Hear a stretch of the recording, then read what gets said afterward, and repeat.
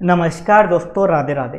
तो अब अपन स्टार्ट करेंगे income from other source chapter का रिवीजन। ये चैप्टर भी इंपॉर्टेंट है। वैसे इस चैप्टर का अलग से क्वेश्चन नहीं आता, लेकिन कभी कभी इसमें से एमसीक्यू पूछ लेता है इंस्टीट्यूट, या कभी जो टोटल इनकम आता है क्वेश्चन, टोटल इनकम का क्वेश्चन आता है, उसमें इसका एक आध पॉइंट आ जाता है। तो income from other source chapter में सबसे पहले मैंने देखा था सेक्शन 56 चार्जिंग सेक्शन। ये बोलता है इनकम इस हेड में टैक्सेबल हो जाएगी अगर इनकम बाकी के 4 हेड में टैक्सेबल नहीं है और इनकम टैक्स के अंदर एग्जम्प्ट भी नहीं है, तो इनकम इस हेड में टैक्सेबल हो जाएगी। इनकम बाकी के 4 हेड कौन कौन से? सैलरी, हाउस प्रॉपर्टी, पीजीबीपी और कैपिटल गेन, वहाँ टैक्सेबल नहीं है और इनकम टैक्स में एग्जम्प्ट नहीं है, तो यहाँ टैक्सेबल हो जाएगी। जैसे लॉटरी की इनकम है, बाकी के 4 हेड में टैक्सेबल नहीं होती और इनकम टैक्स के अंदर एग्जम्प्ट भी नहीं है, तो कहाँ कवर हो जाएगी? वो अदर सोर्स वाले हेड में कवर हो जाएगी। जैसे डिविडेंड की इनकम है, बाकी के 4 हेड में नहीं आती और इनकम टैक्स के अंदर एग्जम्प्ट भी नहीं है, तो कहाँ जाएगी? वो अदर सोर्स वाले हेड में आ जाएगी। अब कौन कौन सी इनकम यहाँ टैक्सेबल होगी वो बता रखा है। सबसे पहले डिविडेंड इनकम जो होगी हमेशा आपकी यहाँ टैक्सेबल होगी।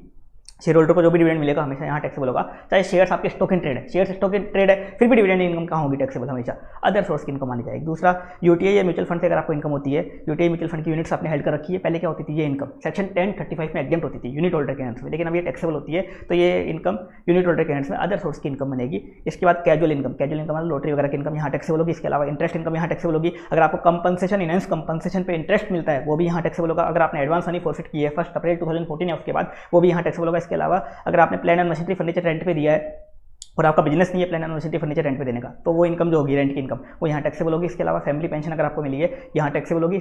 अगर एमपी एमएलए को सैलरी की इनकम होती है वो यहाँ टैक्सेबल होगी। इसके अलावा अगर कोई क्लोजली हेल्ड कंपनी मतलब या तो प्राइवेट कंपनी या तो या अनलिस्टेड पब्लिक कंपनी, और उसने क्या किए हैं? एफएमबी से ज़्यादा में शेयर इशू किए हैं, तो जो एक्सेस अमाउंट रिसीव किया है वो यहाँ टैक्सेबल होगा। इसके अलावा अगर आपको मनी या प्रॉपर्टी मिला है विदा कंसिडरेशन के, या तो बिना कंसिडरेशन के या इन एडुकेट कंसिडरेशन के, वो कितना मिला है? 50,000 से ज़्यादा का मिला है। एक तरीके से आपको गिफ्ट मिला है 50,000 से ज़्यादा का, वो यहाँ टैक्सेबल होगा। इसके अलावा कोई और भी इनकम है जो बाकी के 4 हेड में टैक्सेबल नहीं है और इनकम टैक्स में एग्जम्प्ट नहीं है, वो यहाँ कवर हो जाएगी।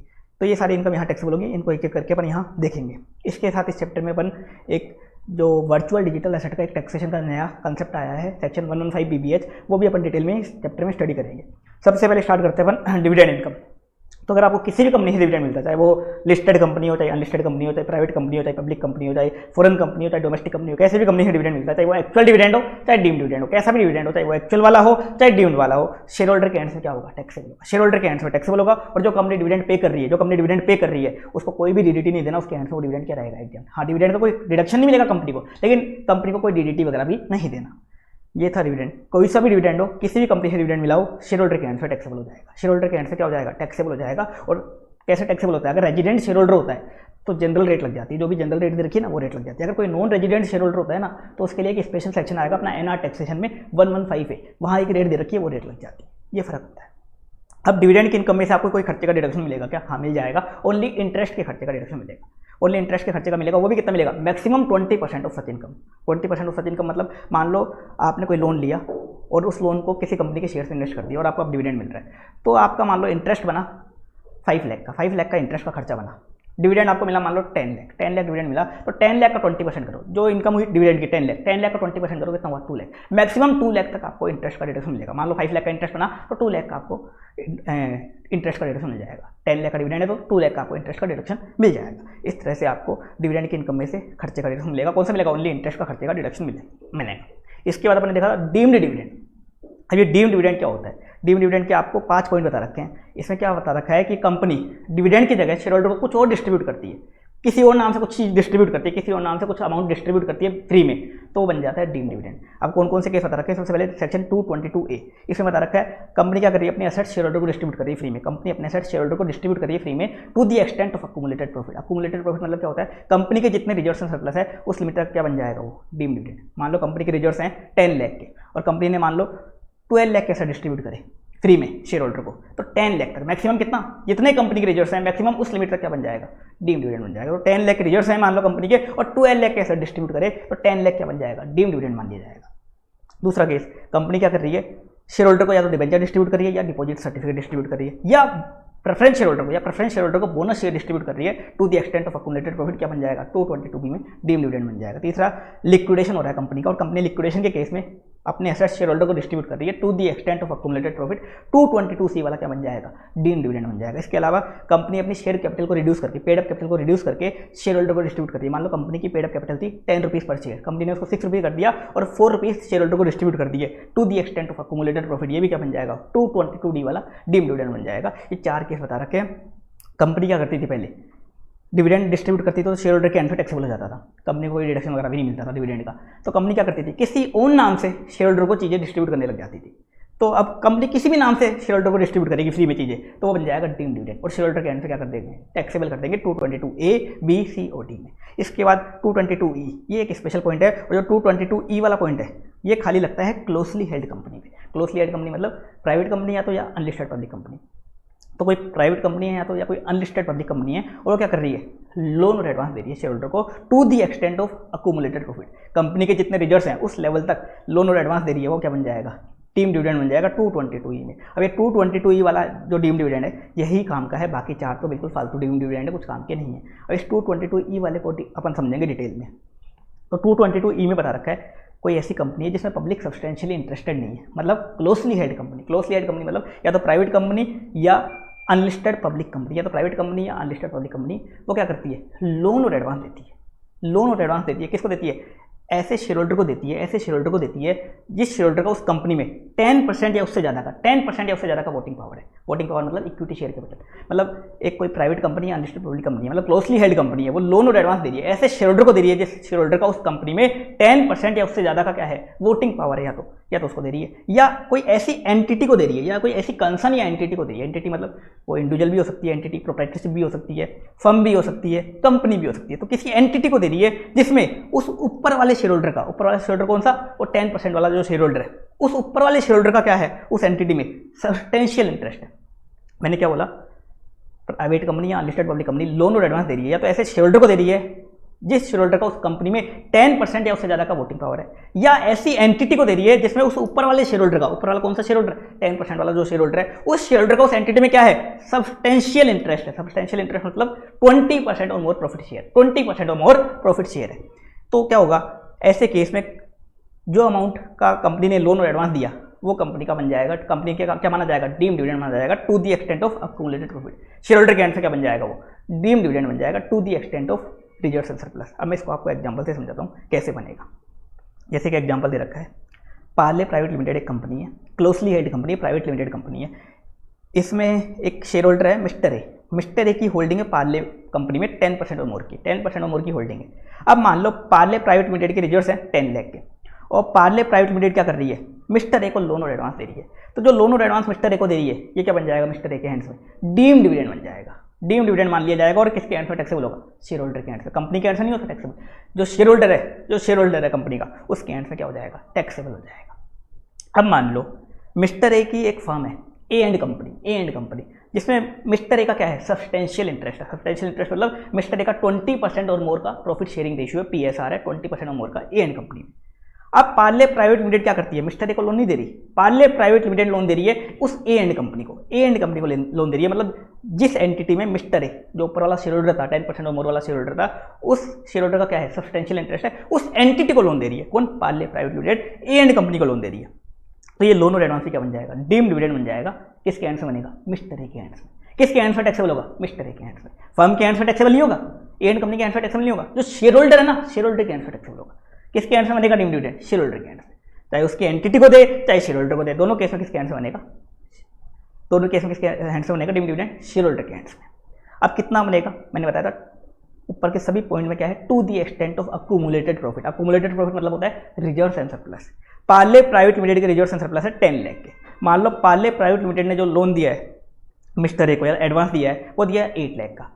तो 8 लाख और 10 लाख इन दोनों का लोअर कर दो आप, तो रिजर्व्स एंड सरप्लस और जितना लोन दिया उन दोनों का लोअर कर दो आप, तो 8 लाख का बन जाएगा। मान लो रिजर्व्स पार्ले के 10 लाख है और पार्ले प्राइवेट लिमिटेड ने मिस्टर ए को लोन दिया 5 लाख का, तो 5 लाख का बन जाएगा डीम्ड डिविडेंड। रिजर्व्स 10 लाख के और पार्ले प्राइवेट लिमिटेड ने जो लोन दिया है वो दिया मान लो 12 लाख का, तो कितना बनेगा, मैक्सिमम कितना बनेगा, maximum up to reserves and surplus, maximum कितना बनेगा, जितने रिजर्व्स है 10 लाख। तो 12 लाख का लोन दिया है तो कितना बनेगा, रिजर्व्स 10 लाख है तो 10 लाख ही बनेगा, 10 लाख ही बनेगा। अब कुछ लोग इसमें ज़्यादा दिमाग लगा देते हैं। ज़्यादा दिमाग कैसे लगा देते हैं, वो क्या करते हैं, रिजर्व्स एंड सरप्लस में मिस्टर ए जो है शेयर होल्डर है उसकी होल्डिंग निकाल लेते हैं। 10 लाख की रिजर्व्स है 5 लाख की, और मिस्टर ए की मान लो होल्डिंग है 10%। वो क्या करते हैं, 10 लाख इंटू 10% कर देते हैं, निकाला उन्होंने 1 लाख, और इस 1 लाख से कंपेयर करते हैं कि मैक्सिमम 1 लाख तक बनेगा डीम्ड डिविडेंड। ऐसा नहीं करना आपको, ये उल्टी सुल्टी चीज़ें नहीं करनी, आपका आंसर गलत हो जाएगा। इतना दिमाग नहीं लगाना आपको। कंपनी के जितने टोटल रिजर्व्स हैं मैक्सिमम उस लिमिट तक बन सकता है डीम्ड डिविडेंड, उसमें अपन को शेयर होल्डर के अंदर से होल्डिंग नहीं निकालनी। तो कंपनी के 10 लाख रिजर्व्स है, मान लो कंपनी ने 12 लाख का लोन दिया, तो 10 लाख का डीम डिविडेंड बन जाएगा। 8 लाख का लोन दिया तो 8 लाख का बन जाएगा। 4 लाख का दिया 4 लाख का बन जाएगा। मैक्सिमम कितना बनेगा? मैक्सिमम 10 लाख तक बनेगा। इस तरह से होता है डीम डिविडेंड। अब इसके बाद एक पॉइंट दे रखा था, इसमें एक नोट दे रखा था, अगर कंपनी क्या कर रही है, ना तो शेयर होल्डर को पेमेंट कर रही लोन का, ना ही उसकी एंटिटी को दे रही है लोन। किसको दे रही है? जो लोन और एडवांस दे रही है किसी थर्ड पर्सन को दे रही है, किसी थर्ड पर्सन को दे रही है। कैसे दे रही है थर्ड पर्सन को? या तो शेयर होल्डर के कहने पे दे रही है, या तो मिस्टर ए के कहने पे दे रही है, या मिस्टर ए के बेनिफिट के लिए दे रही है। कंपनी क्या कर रही है? जो लोन और एडवांस दे रही है वो किसी थर्ड पर्सन को दे रही है, या तो उस शेयर होल्डर के कहने पे दे रही है, या उस शेयर होल्डर के बेनिफिट के लिए दे रही है। तो वो भी क्या बन जाएगा? वो भी बन जाएगा डीम डिविडेंड। जैसे मान लो पार्ले प्राइवेट लिमिटेड क्या करती है, इस केस में मिस्टर ए और ए एंड कंपनी को लोन नहीं दे रही, पार्ले प्राइवेट लिमिटेड क्या करती है, लोन और एडवांस दे रही है मिस्टर सी को। एक मिस्टर सी है, थर्ड पर्सन है, बिल्कुल थर्ड पर्सन है, उसको पार्ले प्राइवेट लिमिटेड लोन या एडवांस दे रही है। किसके कहने पे दे रही है? तो मिस्टर ए के कहने पे दे रही है, तो या मिस्टर ए के बेनिफिट के लिए दे रही है, या तो मिस्टर ए के कहने पे दे रही है, या मिस्टर ए के बेनिफिट के लिए दे रही है। तो ये भी क्या माना जाएगा? डीम डिविडेंड माना जाएगा। किसके हैंड्स में? वही मिस्टर ए के हैंड्स में डीम डिविडेंड बनेगा। और मिस्टर ए के हैंड्स में ही क्या होगा? टैक्सेबल। सी के हैंड्स में नहीं होगा, जो शेयर होल्डर है मिस्टर ए, शेयर होल्डर के हैंड्स में टैक्सेबल हो जाएगा। तो अगर थर्ड पर्सन को भी अगर लोन दिया जाता है, या उस शेयर होल्डर के कहने पे, या उस शेयर होल्डर के बेनिफिट के लिए, तो वो भी क्या बन जाएगा? डीम डिविडेंड बन जाएगा। इसके बाद बता रखा है, अगर मान लो जो शेयर होल्डर है मिस्टर है, वो आगे जाकर उस लोन को रिपेमेंट कर देता है, तो रिपेमेंट करना क्या है? इररिलेवेंट। जैसे मान लो कंपनी ने आज लोन दिया और शेयर होल्डर ने मान लो कल ही लोन को रिपे कर दिया, उससे कोई फर्क नहीं पड़ेगा। एक बार लोन दे दिया, एक बार एडवांस दे दिया, वो बन जाएगा डीम डिविडेंड, वो बन जाएगा डीम डिविडेंड। अब इसमें अगला पॉइंट है, शेयर होल्डर कोई भी पर्सन हो सकता है। यहाँ तो मैंने शेयर होल्डर क्या लिया था? मिस्टर ए लिया था। अब मिस्टर ए की जगह मान लो यहाँ शेयर होल्डर फर्म भी हो सकती है, एक फर्म भी शेयर होल्डर हो सकती है। मान लो एक फर्म है आरएसए एसोसिएट, वो भी शेयर होल्डर हो सकती है एक कंपनी में। या मान लो एक कंपनी है एबीसी लिमिटेड, एबीसी लिमिटेड भी शेयर होल्डर हो सकती है एक दूसरी कंपनी में। ऐसा भी हो सकता है ना, एक कंपनी में दूसरी कंपनी भी शेयर होल्डर हो सकती है। तो शेयर होल्डर कोई भी पर्सन हो सकता है, वो फर्म भी हो सकती है, इंडिविजुअल भी हो सकता है, पार्टनरशिप फर्म, इंडिविजुअल, इसके अलावा कंपनी वगैरह कोई भी शेयर होल्डर हो सकता है। तो ऐसा मत सोचना खाली इंडिविजुअल ही होगा शेयर होल्डर, शेयर होल्डर कोई भी पर्सन हो सकता है। अब टैक्सेबल किसके हैंड्स में होगा? हमेशा शेयर होल्डर के हैंड्स में। जो भी शेयर होल्डर है, चाहे वो कंपनी है शेयर होल्डर, चाहे वो फर्म है शेयर होल्डर, चाहे इंडिविजुअल शेयर होल्डर, उसके हैंड्स में वो डीम डिविडेंड टैक्सेबल हो जाएगा। अब आगे बता रखा है 3 ऐसे केस हैं जिस केस में ये सेक्शन अप्लाई ही नहीं होगा, डीम डिविडेंड माना नहीं जाएगा। 3 केस में कौन कौन सा? पहला केस बता रखा है, अगर जो लोन और एडवांस दिया कंपनी ने वो ऑर्डिनरी कोर्स ऑफ बिजनेस में दिया है। लोन और एडवांस कैसे दिया? ऑर्डिनरी कोर्स ऑफ बिजनेस, मतलब पार्ले प्राइवेट लिमिटेड जो काम करती है, मतलब पार्ले प्राइवेट लिमिटेड का धंधा ही क्या है? लोन और एडवांस देने का है। मतलब इसका बिजनेस क्या है? लैंडिंग का बिजनेस है, लोन और एडवांस देने का बिजनेस है। तो ये बाकी लोगों को भी लोन और एडवांस देती है। तो इसने अपने शेयर होल्डर को देके, मिस्टर ए को देके कोई गुनाह नहीं किया, तो डीम डिविडेंड नहीं बनेगा। तो अगर कंपनी का बिजनेस ही क्या है? लोन और एडवांस देने का, तो डीम डिविडेंड नहीं माना जाएगा, पहला केस। दूसरा, कंपनी ने जो लोन और एडवांस दिया वो क्या है? ट्रेड एडवांस है, ट्रेड नेचर का एडवांस है। ट्रेड एडवांस क्या होता है? ट्रेड एडवांस मतलब पार्ले प्राइवेट लिमिटेड ने क्या किया? मिस्टर ए को लोन और एडवांस दिया। क्यों दिया? ताकि मिस्टर ए क्या करे? उस अमाउंट से पार्ले प्राइवेट लिमिटेड के क्रेडिटर्स का पेमेंट कर दे, या उस अमाउंट से पार्ले प्राइवेट लिमिटेड के लिए जॉब वर्क वगैरह करवा दे, या पार्ले प्राइवेट लिमिटेड के लिए एक मशीन खरीद के ले आए। तो ये होता है ट्रेड एडवांस, जो कमर्शियल बिजनेस ट्रांजैक्शन के लिए दिया जाता है। जो बिजनेस ट्रांजैक्शन के लिए दिया जाता है वो भी डीम डिविडेंड नहीं बनेगा, तो ट्रेड एडवांस भी डीम डिविडेंड नहीं बनेगा। इसके अलावा तीसरा केस दे रखा है, कंपनी ने जो लोन दिया, तीसरा केस और दे रखा है। तीसरा केस क्या दे रखा है? कंपनी ने जो लोन दिया, लोन या एडवांस दिया, क्यों दिया? उस शेयर होल्डर ने पहले कभी कंपनी का कोई भला किया था, पहले कंपनी का कोई भला किया था, या कंपनी का कोई बेनिफिट करवाया था, और उस एहसान को चुकाने के लिए, कंपनी ने लोन दिया है, उस एहसान को चुकाने के लिए कंपनी ने एडवांस दिया है, तो वो भी डीम डिविडेंड नहीं माना जाएगा। जैसे मैं एग्जांपल लूँ, जब पार्ले प्राइवेट लिमिटेड न्यू बनी थी स्टार्टिंग में, तो इसको कोई लोन नहीं दे रहा था। तो मिस्टर ए ने क्या किया था? मिस्टर ए जो है शेयर होल्डर, उसने क्या किया था? अपनी खुद की प्रॉपर्टी गिरवी रख के, अपनी खुद की प्रॉपर्टी मॉर्गेज करके पार्ले प्राइवेट लिमिटेड को लोन दिलवाया था, आज से 5-7 साल पहले। अब पार्ले प्राइवेट लिमिटेड ने क्या किया करंट ईयर में? उस एहसान को चुकाने के लिए, जो मिस्टर ए ने 5-7 साल पहले किया था, उस एहसान को चुकाने के लिए आज पार्ले प्राइवेट लिमिटेड ने मिस्टर ए को एडवांस दे दिया या लोन दे दिया। बताओ डीम डिविडेंड बनेगा क्या? नहीं बनेगा। तो अगर पहले शेयर होल्डर ने कोई एहसान कर रखा था कंपनी पे, और उस एहसान को चुकाने के लिए कंपनी ने लोन दिया है, तो वो भी डीम डिविडेंड नहीं माना जाएगा। ये था आपका डिविडेंड का कंसेप्ट। डिविडेंड की इनकम कैसी भी हो, किसी भी कंपनी से डिविडेंड मिले आपको, चाहे एक्चुअल हो चाहे डीम्ड हो, शेयर होल्डर के एंड से टैक्सेबल कर देंगे अपन। शेयर होल्डर के एंड से टैक्सेबल कर देंगे, और जो कंपनी पे कर रही है उसको कोई भी डीडीटी नहीं देना। अब अपन आगे कंटिन्यू करते हैं। अगली इनकम है जो अदर सोर्स की इनकम बनेगी, कौन सी? अगर आपने यूटीआई या म्यूचुअल फंड की यूनिट सेट कर रखी है, यूटीआई भी क्या होता है कि म्यूचुअल फंड होता है, इक्विटी ओरिएंटेड म्यूचुअल फंड होता है UTI, union trust of India, तो उनकी यूनिट सेल कर रखी है। अगर आप यूनिट सेल करते हो तो कैपिटल गेन लगेगा, वो तो अलग बात हो गई, short term long term capital gain आ जाएगा। उन यूनिट से आपको इन्वेस्टमेंट की इनकम हो रही है, उन यूनिट से आपको इनकम हो रही है। जैसे आपको शेयर्स पर डिविडेंड मिलता है, डिबेंचर्स बॉन्ड्स पे इंटरेस्ट मिलता है, ऐसे ही यूटीआई म्यूचुअल फंड की यूनिट से भी आपको क्या होती है? इनकम होती है, जिसको अपन इन्वेस्टमेंट इनकम भी बोलते हैं। तो यूनिट से आपको इनकम हो रही है। तो यूनिट होल्डर के एंड्स में क्या होगी, टैक्सेबल होगी। पहले ये इनकम क्या होती थी, एग्जेम्प्ट होती थी सेक्शन 1035 में, लेकिन अब ये टैक्सेबल होगी यूनिट होल्डर के एंड्स में। अब इसमें भी क्या होगा, डिडक्शन मिलेगा, एक खर्चे का मिलेगा, सेम टू सेम डिविडेंड की तरह, ओनली इंटरेस्ट के खर्चे का डिडक्शन मिलेगा, और वो भी कितना मिलेगा, maximum 20% of such income, maximum 20% of such income, उतना आपको डिडक्शन यहाँ मिल जाएगा। इसके बाद अगली इनकम है जो यहाँ टैक्सेबल होगी, वो होगी कैजुअल इनकम। अब कैजुअल इनकम क्या होती है, लॉटरी वगैरह से जो इनकम होती है, पजल्स वगैरह से जो इनकम होती है, कोई भी रेस होती है, घोड़े की रेस, गधे की रेस, उससे जो इनकम हुई, कार्ड गेम से जो इनकम हुई, बैटिंग गैमलिंग, जुआ सट्टा से इनकम हुई जो, इसके अलावा एनी अदर गेम मतलब केबीसी कौन बनेगा करोड़पति वगैरह से जो इनकम होती है, वो सब यहाँ टैक्सेबल होगी, अदर सोर्स की इनकम बनेगी। अब इसमें स्पेशल बता रखा है जो कैजुअल इनकम होती है ये ग्रोस बेसिस पे टैक्सेबल होती है, मतलब इस इनकम से आपको 1 रुपये का भी खर्चे का डिडक्शन नहीं मिलता। मान लो आपने 5 लाख रुपीज़ की लॉटरी जीती, लेकिन आपका 50,000 का खर्चा हो गया था उसको जीतने में, तो बताओ 4.5 लाख टैक्सेबल करोगे, 4.5 नहीं करोगे, पूरा 5 लाख पे 30% की रेट लगती है। 30% की स्पेशल रेट लगती है कौन से सेक्शन की, 115 बीबी की। 115 बीबी में इस पर स्पेशल रेट लगती है 30% की, कंपलसरी स्पेशल रेट है। आप चाहे कुछ भी फॉलो करो, लॉटरी की इनकम पे आपको टैक्सेस रेट से देना है, 30% से देना है, और कोई भी खर्चे का डिडक्शन नहीं मिलेगा। इसके अलावा बता रखा है इस इनकम से, इस लॉटरी की इनकम से आपको चैप्टर 6 का कोई भी डिडक्शन नहीं मिलेगा, चैप्टर 6 वाला 80C से लेकर के 80 वाला कोई भी डिडक्शन आपको नहीं मिलेगा। इसके अलावा इस लॉटरी वाली जो इनकम होती है, कैजुअल इनकम जो होती है, लॉटरी वगैरह की, गेम्स वगैरह की इनकम, इस इनकम से आप किसी भी हेड का लॉस सेट ऑफ नहीं कर सकते, इस इनकम से आप कोई भी लॉस सेट ऑफ नहीं कर सकते। दूसरा, अगर आपको इस हेड में लॉस आता है, मान लो आपको कैजुअल इनकम की जगह कैजुअल लॉस आता है, लॉस फ्रॉम लॉटरी वगैरह या किसी गेम में आपको लॉस हो जाता है, तो वो लॉस भी क्या होता है, डेड लॉस होता है। उस लॉस को आप किसी भी इनकम से सेट ऑफ नहीं कर सकते। इसके अलावा इस इनकम से किसी भी लॉस को सेट ऑफ नहीं कर सकते। दूसरा, इस हेड में लॉस आता है, मतलब कैजुअल लॉस आता है, आपको कैजुअल लॉस आता है, तो उस लॉस को आप किसी भी इनकम से सेट ऑफ नहीं कर सकते। वो लॉस क्या माना जाता है, डूबा हुआ लॉस माना जाता है, वो डूब जाता है। इसके अलावा लास्ट बता रखा है आपको इस इनकम से, कैजुअल इनकम से बेसिक एग्जेम्पशन लिमिट का बेनिफिट भी नहीं मिलेगा। जैसे इंडिविजुअल वगैरह को मिलता है ना बेसिक एग्जेम्पशन लिमिट का बेनिफिट, कि 2.5 लाख तक दिए। मान लो एक पर्सन है, मिस्टर है, इंडिविजुअल है, इंडिया का रेजिडेंट है, और उसकी ओनली 2 लाख रुपए की लॉटरी की इनकम और कोई इनकम नहीं है, तो ऐसा नहीं करोगे आपके 2.5 लाख तक नील कर दोगे, ऐसा नहीं कर सकते आप। पूरे 2 लाख पे 30% टैक्स लग जाएगा। बेसिक एग्जेम्पशन लिमिट तक का बेनिफिट नहीं मिलेगा इस इनकम से। ये है कैजुअल इनकम जो अदर सोर्स की इनकम मानी जाएगी। इसके बाद अगला इनकम है इंटरेस्ट इनकम। इंटरेस्ट इनकम में सबसे पहले इंटरेस्ट ऑन सिक्योरिटीज, आपको बॉन्ड्स पे इंटरेस्ट मिला, डिबेंचर्स पे इंटरेस्ट मिला।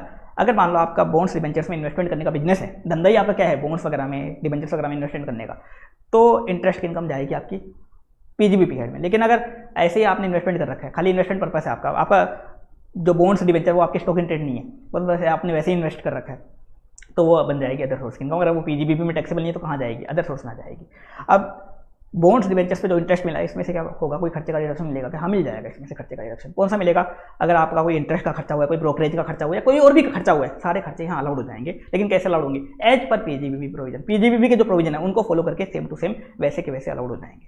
आगे बता रखा है अगर आपको बैंक डिपॉजिट पे इंटरेस्ट मिलता है, बैंक डिपॉजिट मतलब सेविंग अकाउंट खोल रखा है बैंक में, आपने एफडी करवा रखी है, तो सेविंग अकाउंट एफडी पे इंटरेस्ट मिलता है, वो हमेशा अदर सोर्स की इनकम बनती है। वो हमेशा क्या बनती है, अदर सोर्स की इनकम बनती है। आगे बता रखा है अगर आपको इनकम टैक्स रिफंड पे इंटरेस्ट मिलता है, इनकम टैक्स रिफंड हुआ आपको और उस पर इंटरेस्ट मिला, वो अदर सोर्स की इनकम बनेगा हमेशा। लेकिन जो इनकम टैक्स रिफंड मिलता है आपको, इनकम टैक्स का रिफंड मिलता है, वो टैक्सेबल नहीं होता। इनकम टैक्स रिफंड पे जो इंटरेस्ट मिलता है वो अदर सोर्स पे टैक्सेबल होगा। आगे बता रखा है कुछ इंटरेस्ट इनकम एग्जेम्प्ट भी होंगी। कौन कौन सी, अगर आपको पब्लिक प्रोविडेंट फंड पे इंटरेस्ट मिलता है वो पूरा का पूरा एग्जेम्प्ट होगा। इसके अलावा बता रखा है आपने सेविंग अकाउंट खुलवा रखा है पोस्ट ऑफिस में, सेविंग अकाउंट कहाँ खुलवा रखा है, पोस्ट ऑफिस में खुलवा रखा है, पोस्ट ऑफिस में भी खुलवा सकते हो आप सेविंग अकाउंट। तो सेविंग अकाउंट जो पोस्ट ऑफिस में खुलवा रखा है, तो उस पर अगर आपको इंटरेस्ट की इनकम हो रही है, अगर इंडिविजुअल अकाउंट है आपका, खुद के नाम पे अकाउंट है, इंडिविजुअल अकाउंट है, तो 3500 तक इंटरेस्ट एग्जेम्प्ट हो जाएगा और 3500 से ऊपर वाला टैक्सेबल हो जाएगा। अगर जॉइंट अकाउंट है, मान लो आपने अपने नाम के साथ अपना वाइफ का नाम भी डाल रखा अकाउंट में, तो जॉइंट अकाउंट खुलवा रखा है, तो 7000 तक एग्जेम्प्ट हो जाएगा और ऊपर अमाउंट जो एक्सेस अमाउंट है वो टैक्सेबल हो जाएगा। आगे बता रखा है अगर आपको गोल्ड डिपॉजिट बॉन्ड्स और सर्टिफिकेट पे इंटरेस्ट की इनकम होती है, गोल्ड डिपॉजिट बॉन्ड्स और सर्टिफिकेट पे बहुत नेग्लिजिबल इंटरेस्ट की इनकम होती है, वो भी क्या होगी, अदर सोर्स की इनकम बनी जाएगी, लेकिन वो एग्जेम्प्ट हो जाएगी। क्या हो जाएगी, एग्जेम्प्ट। मैंने एक चीज़ और बताई थी आपको, गोल्ड डिपॉजिट बॉन्ड्स और सर्टिफिकेट को कैपिटल एसेट भी नहीं माना जाता, तो इन पे कैपिटल गेन भी एग्जेम्प्ट होता है और इंटरेस्ट की जो इनकम होती है वो भी क्या होती है, इन पे एग्जेम्प्ट होती है, क्योंकि इन पे रिटर्न काफ़ी कम मिलता है, इसलिए गवर्नमेंट ने इसको क्या कर रखा है, एग्जेम्प्ट कर रखा है। आगे बता रखा है अगर आपको कंपनसेशन या इनहेंस कंपनसेशन पे इंटरेस्ट मिलता है, मैंने बताया था कैपिटल गेन में अगर आपके एसेट का गवर्नमेंट क्या कर लेती है, कंपल्सरी एक्विजिशन कर लेती है, तो वो आपको कंपनसेशन या इनहेंस कंपनसेशन देती है। कंपनसेशन या इनहेंस कंपनसेशन तो कैपिटल गेन हेड में टैक्सेबल हो जाता है, लेकिन उसको देने में गवर्नमेंट टाइम लगा देती है, तो आपको उस पर इंटरेस्ट भी देती है गवर्नमेंट, तो इंटरेस्ट टैक्सेबल होगा। कहाँ होगा, अदर सोर्स में। कब टैक्सेबल होगा, जिस ईयर में रिसीव होगा, रिसीव बेसिस पे टैक्सेबल होगा। आपको 5 साल पुराना इंटरेस्ट करंट ईयर में मिला तो करंट ईयर में टैक्सेबल हो जाएगा। रिसीव बेसिस पे टैक्सेबल होगा, जिस प्रीवियस ईयर में इंटरेस्ट रिसीव होगा उस ईयर में वो आपकी इनकम बन जाएगा। इनकम कैसे बनेगा, जितना भी इंटरेस्ट रिसीव हुआ वो ले लो और उसमें से 50% का आपको मिल जाएगा स्टैंडर्ड डिडक्शन। मान लो आपको करंट ईयर में 5 लाख का इंटरेस्ट रिसीव हुआ कंपनसेशन पे, तो 50% का उसमें से स्टैंडर्ड डिडक्शन दे दो और आपकी आ जाएगी अदर सोर्स की 2.5 लाख की इनकम। कौन सी, interest on compensation, enhanced compensation की इनकम आ जाएगी। अब इसमें से और कोई डिडक्शन नहीं मिलेगा आपको, 50% का क्या मिल जाएगा यहाँ पे, स्टैंडर्ड डिडक्शन मिल जाएगा और कोई डिडक्शन यहाँ नहीं मिलेगा इस वाली इंटरेस्ट की इनकम में से। आगे बता रखा है advance money forfeit. Advance money forfeit section 51 अपने कैपिटल गेन में देखा था। अगर आप फॉरफिट कब करते हो, 1 अप्रैल 2014 से पहले करते हो, तो क्या करते हैं, जब आप उस एसेट को फाइनली सेल करते हो तो कॉस्ट ऑफ एक्विजिशन में से जितना अमाउंट आपने फॉरफिट किया लेस कर देते हैं। और अगर आप फॉरफिट कब करते हो, 1 अप्रैल 2014 या उसके बाद, 1 अप्रैल 2014 या उसके बाद फॉरफिट करते हो तो वो आपकी अदर सोर्स की इनकम बन जाएगा जितना अमाउंट आपने फॉरफिट किया था। इसके बाद अगला पॉइंट, अगर आपने क्या किया, प्लांट एंड मशीनरी और फर्नीचर को रेंट पे दे दिया। देखो बिल्डिंग रेंट पे देते हो तो वो आपका चला जाता है हाउस प्रॉपर्टी हेड में, लेकिन आपने प्लांट एंड मशीनरी फर्नीचर को रेंट पे दे दिया तो उसकी इनकम यहाँ टैक्सेबल होगी।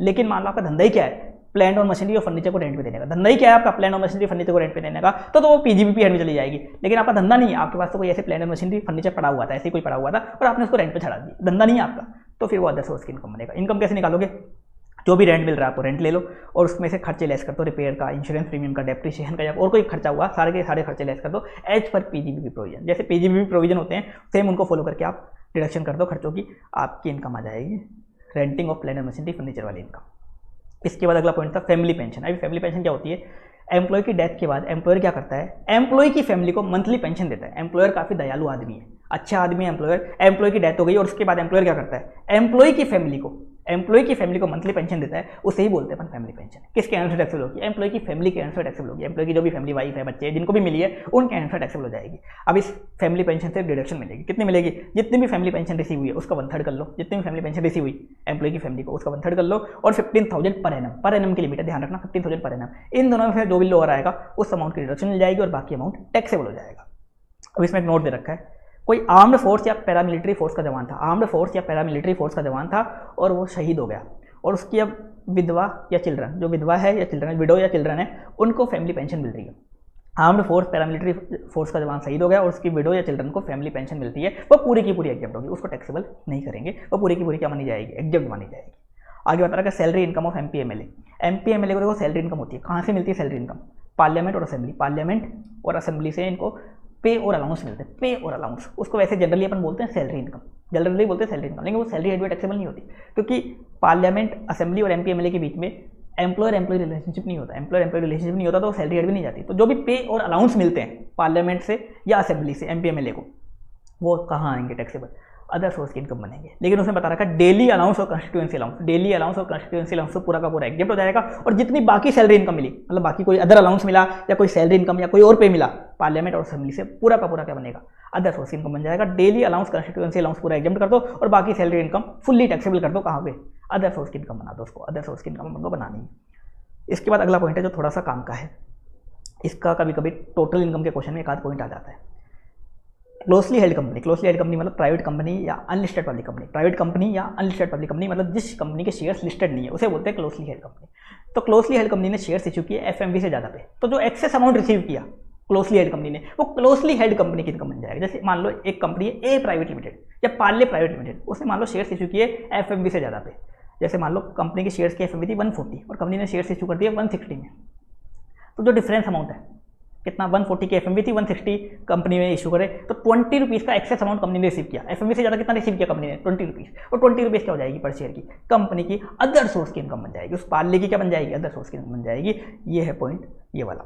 अब इसमें बता रखा है कुछ कंडीशन बता रखी है कब बनेगी इनकम। अगर कंपनी ने शेयर इशू किए किसको, रेजिडेंट शेयर होल्डर को किए हैं तो ही बनेगी। अगर नॉन रेजिडेंट को किए हैं तो सेक्शन अप्लाई नहीं होगा, रेजिडेंट शेयर होल्डर को किए हैं तो ही अदर सोर्स की इनकम बनेगी, नॉन रेजिडेंट को किए हैं तो सेक्शन अप्लाई नहीं होगा। दूसरा, इसमें एक कंडीशन सबसे इंपॉर्टेंट है, ये एप्लीकेबल तभी होगा अगर कंपनी ने जो शेयर इशू किया वो प्रीमियम पे इशू किया है। प्रीमियम पे इशू किया मतलब दो कंडीशन होनी चाहिए, एक तो प्रीमियम पे इशू किया और एक फेयर मार्केट वैल्यू से ज़्यादा पे होनी चाहिए। एक तो प्रीमियम होना चाहिए और एक फेयर मार्केट वैल्यू से ज़्यादा। मान लो कंपनी ने डिस्काउंट पे इशू किया जबकि फेयर मार्केट वैल्यू से ज़्यादा है लेकिन डिस्काउंट पे इशू किए, बताओ इनकम बनेगी या नहीं बनेगी। मान लो कंपनी ने फेस वैल्यू या पार वैल्यू पे इशू किए जबकि फेयर मार्केट वैल्यू से ज़्यादा पे किए, फेयर मार्केट वैल्यू से ज़्यादा लेकिन पार वैल्यू फेस वैल्यू पे किए, बताओ इनकम बनेगी क्या नहीं बनेगी, इनकम नहीं बनेगी। अब इनकम कितनी बनेगी, वही same issue price minus FMV of shares, ये अपन इनकम निकाल देंगे। मैं इसको एग्जांपल से समझा देता हूँ, देखो कैसे इनकम बनेगी। दो कंडीशन है, एक तो कंपनी ने शेयर्स इशू किए हैं प्रीमियम पे, दूसरा फेयर मार्केट वैल्यू से ज़्यादा, premium plus fair market value से ज़्यादा। तो देखो एग्जाम्पल 1, फेस वैल्यू 100 है, फेस वैल्यू 100 है, इशू प्राइस है 120, 120 ने 20 पे कंपनी ने शेयर इशू किया, मतलब प्रीमियम है, 100 के शेयर 120 पे इशू किया, मतलब प्रीमियम पे इशू किया। एफएमबी 110 है, 110 एफएमबी फर्स्ट एग्जाम्पल में, तो एफएमबी से ज़्यादा भी है और प्रीमियम भी है, एफएमबी से ज़्यादा भी है और प्रीमियम भी, क्या हो जाएगा, कंपनी की इनकम बन जाएगी। अब इनकम कितनी बनेगी अदर सोर्स की कंपनी की इनकम, उस प्राइवेट लिमिटेड या अनलिस्टेड पब्लिक कंपनी की इनकम कितनी बनेगी, इशू प्राइस माइनस एफएमबी। 120 पे कंपनी ने शेयर इशू किए हैं, एफएमबी 110 है, तो 10 रुपीज़ कंपनी ने एक्स्ट्रा रिसीव किया, 10 रुपीज़ क्या हो जाएगी, कंपनी की इनकम बन जाएगी।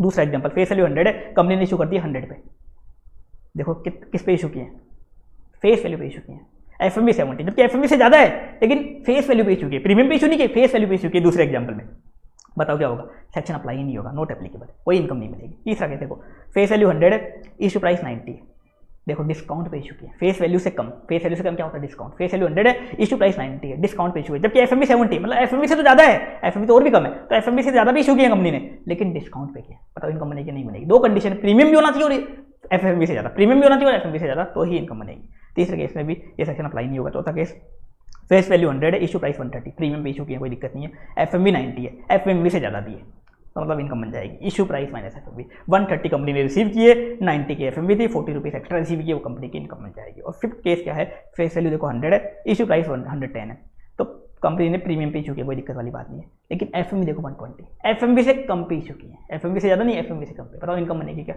नहीं बनेगी।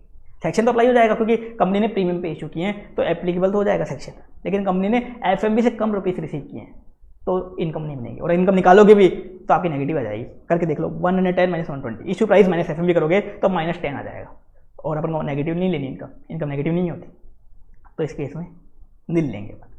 तो ये था केस ये वाला। अब इसमें एक नोट दे रखा है, ये वाला जो प्रोविजन है, ये जो सेक्शन अपने पढ़ा, प्रोविजन जो पढ़ा, ये अप्लाई नहीं होगा दो केस में अप्लाई नहीं होगा।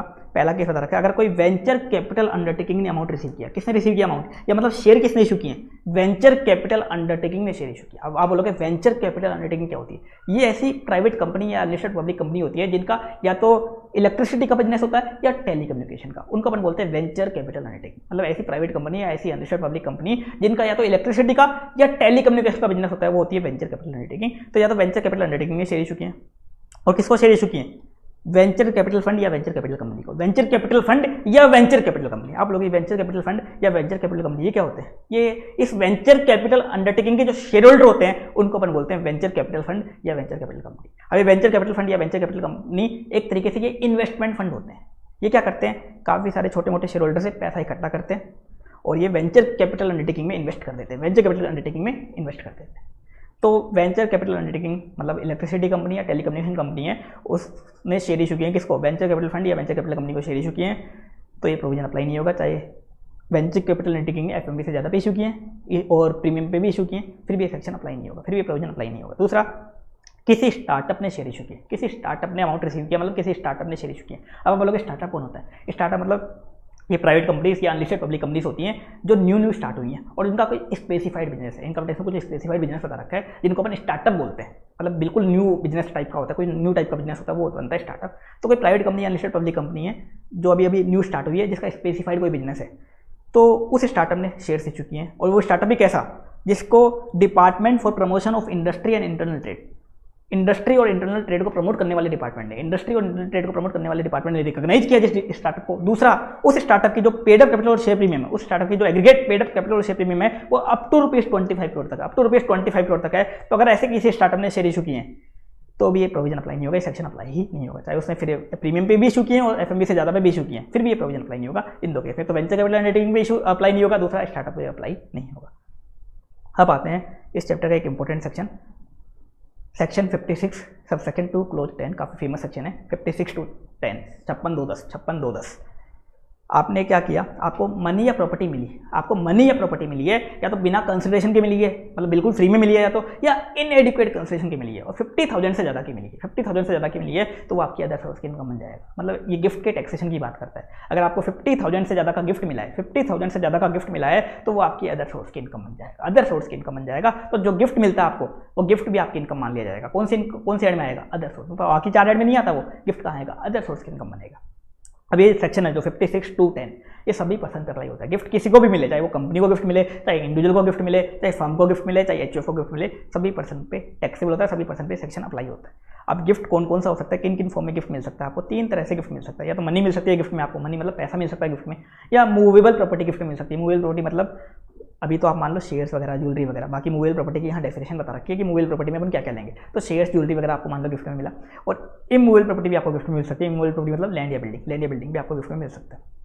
तो अगर आपको मनी गिफ्ट में मिली है तो इसमें बता रखा है अगर मनी जो आपको गिफ्ट में मिली है वो 50,000 से ज़्यादा की, पूरे साल में कितनी है जो गिफ्ट में मिली है, 50,000 से ज़्यादा की है, तो पूरी की पूरी मनी क्या हो जाएगी आपकी, टैक्सेबल हो जाएगी। जैसे मान लो आपको करंट ईयर में 60,000 की मनी गिफ्ट में मिली, तो पूरी 60,000 टैक्सेबल हो जाएगी। ऐसा मत करना कि 50,000 की एग्जामिशन लिमिट दे दोगे, 50,000 एग्जामिशन लिमिट नहीं है। जैसे ही 50,000 से ज़्यादा की 1 रुपये भी ज़्यादा मिल गया आपको, तो पूरा अमाउंट टैक्सेबल होगा। ऐसा नहीं कि 60,000 मिला तो 50,000 एग्जाम, 10,000 टैक्सेबल, ऐसा नहीं, पूरा का पूरा टैक्सेबल हो जाएगा। तो अगर आपको 50,000 से ज़्यादा की मनी मिली तो एंटायर मनी टैक्सेबल होगी। अब इसमें एक चीज़ और दे रखी है, मनी अपन चेक कैसे करेंगे, ये एग्रीगेट चेक करेंगे। एग्रीगेट मतलब मान लो आपको 5% से मनी गिफ्ट में मिली करंट ईयर में 12,000 रुपये की, 12,000 ईच की आपको 5% से मिली, तो इंडिविजुअल तो 12,000 मिली है, लेकिन अपन एग्रीगेट करेंगे 12,000 इंटू 5 कितना हुआ, 60,000। तो एग्रीगेट कितना हुआ, 50,000 से ज़्यादा हो गया तो टैक्सेबल हो जाएगा, 50,000 से ज़्यादा हो गया टैक्सेबल हो जाएगा। तो एग्रीगेट चेक करते हैं मनी के केस में। दूसरा मूवेबल प्रॉपर्टी, आपको शेयर्स वगैरह, ज्वेलरी वगैरह गिफ्ट में मिली, तो मान लो ज्वेलरी आपको गिफ्ट मिली बिना कंसिडरेशन के मिली, मतलब बिल्कुल फ्री में मिल गई, और उस ज्वेलरी की फेयर मार्केट वैल्यू क्या है, 50,000 से ज़्यादा है, 50,000 से ज़्यादा है, तो पूरी की पूरी एफएमवी, एंटायर एफएमवी टैक्सेबल हो जाएगी। तो मान लो आपको 80,000 की ज्वेलरी, या मान लो 70,000 की ज्वेलरी, 70,000 की ज्वेलरी आपको मिली, गिफ्ट में मिल गई, 70,000 एफएमवी की ज्वेलरी आपको गिफ्ट में मिली, तो पूरी 70,000 टैक्सेबल हो जाएगी, पूरी 70,000 टैक्सेबल हो जाएगी। और यहाँ भी अपन एग्रीगेट चेक करते हैं। एग्रीगेट कैसे, मान लो आपको 5% से ज्वेलरी मिली, 20,000 ईच की, 20,000 ईच की आपको 5% से ज्वेलरी मिली, तो इंडिविजुअल तो 20,000 हो गया, लेकिन एग्रीगेट कितना हो गया, 1 लाख हो गया। 50,000 से ज़्यादा होगा तो पूरा 1 लाख, पूरा 1 लाख क्या हो जाएगा, टैक्सेबल। यहाँ भी एग्रीगेट चेक करते हैं। अब इसमें एक चीज़ और है मूवेबल प्रॉपर्टी में, मतलब इनएडुकेट कंसेशन। इनएडुकेट कंसेशन मतलब 1 लाख की ज्वेलरी आपको मान लो 30,000 में मिल गई, 1 लाख की ज्वेलरी 30,000 में मिल गई, 1 लाख की ज्वेलरी 30,000 में मिल गई, तो डिफरेंस अमाउंट देखो कितना है, 1 लाख की ज्वेलरी, 1 लाख एफएमवी की ज्वेलरी 30,000 में किसी ने दे दी, तो डिफरेंस अमाउंट कितना आया, 1 lakh minus 30,000, FMV minus consideration 70,000 का डिफरेंस अमाउंट आ गया। तो एक तरीके से गिफ्ट कितना हो गया, 1 लाख की ज्वेलरी 30 में मिल गई, तो गिफ्ट कितना हो गया बताओ, गिफ्ट वाला पोर्शन कितना हो गया, 70 का हो गया। तो वो जो डिफरेंस अमाउंट है वो अगर 50,000 से ज़्यादा है तो पूरा का पूरा डिफरेंस अमाउंट टैक्स हो जाएगा। 1 लाख की ज्वेलरी 30,000 में मिल गई, तो 1 लाख माइनस 30, 70,000, 70,000 50 से ज़्यादा है तो पूरा का पूरा 70,000 क्या हो जाएगा, टैक्स हो जाएगा। मान लो 1 लाख की ज्वेलरी आपको 80,000 में, क्या 20,000 में मिल गई, 1 लाख की ज्वेलरी 20,000 में मिल गई आपको, तो 80,000 का क्या है आपका डिफरेंस अमाउंट आया। 80,000 देखो 50,000 से ज़्यादा है, पूरा का पूरा डिफरेंस अमाउंट क्या हो जाएगा, टैक्स हो जाएगा। ये था मूवेबल प्रॉपर्टी। अब इमूवेबल प्रॉपर्टी, लैंड और बिल्डिंग। लैंड और बिल्डिंग आपको गिफ्ट में मिली, बिना कंसेशन की मिली, बिल्कुल फ्री में मिली। तो अगर आपको लैंड या बिल्डिंग मिली है, बिना कंसेशन मिली, और उस लैंड या बिल्डिंग की जो स्टाम्प ड्यूटी वैल्यू है, कैसे चेक करेंगे, इमूवेबल प्रॉपर्टी में देखेंगे अपन stamp duty value, SDV stamp duty value, और वो स्टाम्प ड्यूटी वैल्यू कितनी, 50,000 से ज़्यादा है तो पूरी की पूरी एसडीवी टैक्स हो जाएगी, पूरी की पूरी एसडीवी क्या हो जाएगी, टैक्स हो जाएगी। जैसे मान लो आपको एक लैंड गिफ्ट में मिला, स्टाम्प ड्यूटी वैल्यू थी मान लो 80,000 की, तो पूरा 80,000 क्या हो जाएगा, टैक्स हो जाएगा। लेकिन इमूवेबल प्रॉपर्टी में अपन पर प्रॉपर्टी चेक करते हैं, यहाँ एग्रीगेट नहीं करते। जैसे मान लो आपको 2 लैंड गिफ्ट में मिले, एक लैंड की स्टाम्प ड्यूटी वैल्यू थी मान लो 30,000, एक की थी 40,000। अब 30,000 40,000 इंडिविजुअल तो क्या है, लिमिट के अंदर आ रहे हैं, लेकिन अपन एग्रीगेट कर देंगे तो 30 + 40 70 हो जाएंगे, लिमिट को क्रॉस कर देंगे, 50 की लिमिट को क्रॉस कर देंगे, मतलब टैक्सेबल होगा, टैक्सेबल नहीं होगा। यहाँ अपन पर प्रॉपर्टी देखते हैं, पर प्रॉपर्टी 50,000 से ज़्यादा है तो फिर वो टैक्सेबल हो जाता है। तो 2 लैंड मिली, एक की 30,000 स्टाम्प ड्यूटी वैल्यू, एक की 40,000 स्टाम्प ड्यूटी वैल्यू, दोनों गिफ्ट में मिली आपको। तो कैसे चेक करोगे, एग्रीगेट नहीं करोगे, यहाँ पे पर प्रॉपर्टी चेक करोगे, पर प्रॉपर्टी 50,000 से ज़्यादा है या नहीं है। पर प्रॉपर्टी 50,000 से ज़्यादा है तो फिर वो स्टाम्प ड्यूटी वैल्यू क्या हो जाएगी, टैक्सेबल हो जाएगी। अब इसमें इनएडिक्वेट कंसिडरेशन, अगला केस, आपको जो लैंड और बिल्डिंग मिली है इनएडिक्वेट कंसिडरेशन में मिली है। इनएडिक्वेट कंसिडरेशन मतलब एक लैंड की स्टाम्प ड्यूटी वैल्यू थी या बिल्डिंग की स्टाम्प ड्यूटी वैल्यू थी मान लो 15 लाख, और वो आपको 10 लाख में मिल गई। 15 लाख की बिल्डिंग आपको 10 लाख में मिल गई, 15 लाख की स्टाम्प ड्यूटी वैल्यू वाली बिल्डिंग 10 लाख में मिल गई, तो क्या होगा, तो अपन देखेंगे डिफरेंस अमाउंट, जैसे मूवेबल प्रॉपर्टी में देखते थे वैसे ही डिफरेंस अमाउंट निकालेंगे कि 15 लाख स्टाम्प ड्यूटी वैल्यू थी, 10 लाख में मिल गई, तो 5 लाख का एक तरीके से क्या होगा, गिफ्ट हो गया। गिफ्ट वाला पोर्शन कितना होगा, 5 लाख। तो जो डिफरेंस अमाउंट अगर वो 50,000 से ज़्यादा है, पहली कंडीशन तो क्या है, इसमें 2 केस है। पहली कंडीशन तो क्या, कि डिफरेंस अमाउंट 50,000 से ज़्यादा, और दूसरा कंडीशन एक और है कि जो स्टाम्प ड्यूटी वैल्यू है वो सेल प्राइस का मोर than 110%, stamp duty value sale price का मोर देन 110% है, तब जाके डिफरेंस अमाउंट क्या हो जाएगी, टैक्सेबल हो जाएगी। मैं इस पॉइंट को आपको एग्जांपल से समझाता हूँ। जैसे मान लो आपको 10 लाख में बिल्डिंग मिल गई, बिल्डिंग की बात हो रही है, 10 लाख में आपको मिल गई और उसकी स्टाम्प ड्यूटी वैल्यू थी मान लो 15 लाख। 15 लाख की बिल्डिंग 10 लाख में मिल गई, 15 लाख की बिल्डिंग 10 लाख में मिल गई, तो डिफरेंस अमाउंट कितना आया? 5 लाख का आ गया। 5 लाख का क्या हो गया? एक तरीके से आपको गिफ्ट मिला, तो डिफरेंस अमाउंट 50,000 से ज़्यादा है, पहली कंडीशन। दूसरी कंडीशन क्या देखेंगे? जो स्टाम्प ड्यूटी वैल्यू है, स्टाम्प ड्यूटी वैल्यू है वो सेल प्राइस का, जो सेल प्राइस या प्राइस थी या कंसिडरेशन था, उस सेल प्राइस का, उस कंसिडरेशन का मोर देन 110% होना चाहिए। मतलब इन दोनों का जो गैप है वो 10% से ज़्यादा होना चाहिए। 10% का टॉलरेंस बैंड दे रखा है, 10% से ज़्यादा है तो जो डिफरेंस अमाउंट है पूरी की पूरी टैक्सेबल हो जाएगी।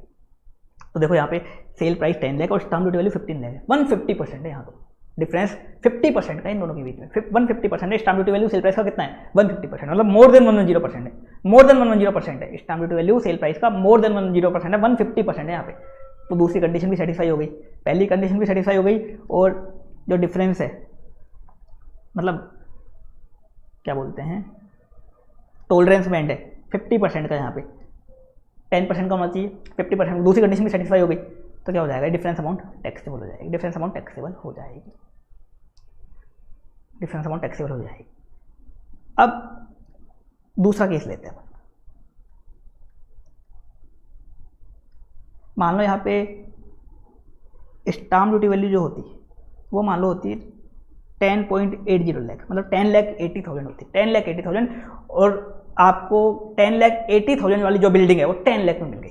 10,80,000 की बिल्डिंग आपको 10 लाख में मिल गई, तो बताओ डिफरेंस कितना आया? 10,80,000 की बिल्डिंग 10 लाख में मिल गई, 80,000 का आपको एक तरीके से गिफ्ट मिल गया, 80,000 वाले पोर्शन का गिफ्ट मिल गया आपको। तो पहली कंडीशन तो सेटिस्फाई हो गई, डिफरेंस अमाउंट 50,000 से ज़्यादा है। दूसरी कंडीशन क्या? तो स्टाम्प ड्यूटी वैल्यू है सेल प्राइस का मोर देन 110% होनी चाहिए। देखो यहाँ पे stamp duty value sale price का कितना है? यहाँ है 108%, मतलब इन दोनों का गैप देखो 80,000 का ओनली है, 8% का गैप है, ओनली 8% का गैप है, इस लिमिट के अंदर अंदर गैप है, मोर देन 110% नहीं है स्टाम्प ड्यूटी वैल्यू, ओनली 108% है। इन दोनों का गैप कितना है? ओनली 8% का गैप है। तो दूसरी वाली जो कंडीशन है ये सेटिस्फाई नहीं हो पाई, तो बताओ डिफरेंस अमाउंट टैक्सेबल होगा क्या? 50,000 से ज़्यादा होने के बाद भी ये टैक्सेबल नहीं होगा, 50,000 से ज़्यादा होने के बाद भी टैक्सेबल नहीं होगा। आप बोलोगे ये इमूवेबल प्रॉपर्टी में दूसरी कंडीशन क्यों डाल दी?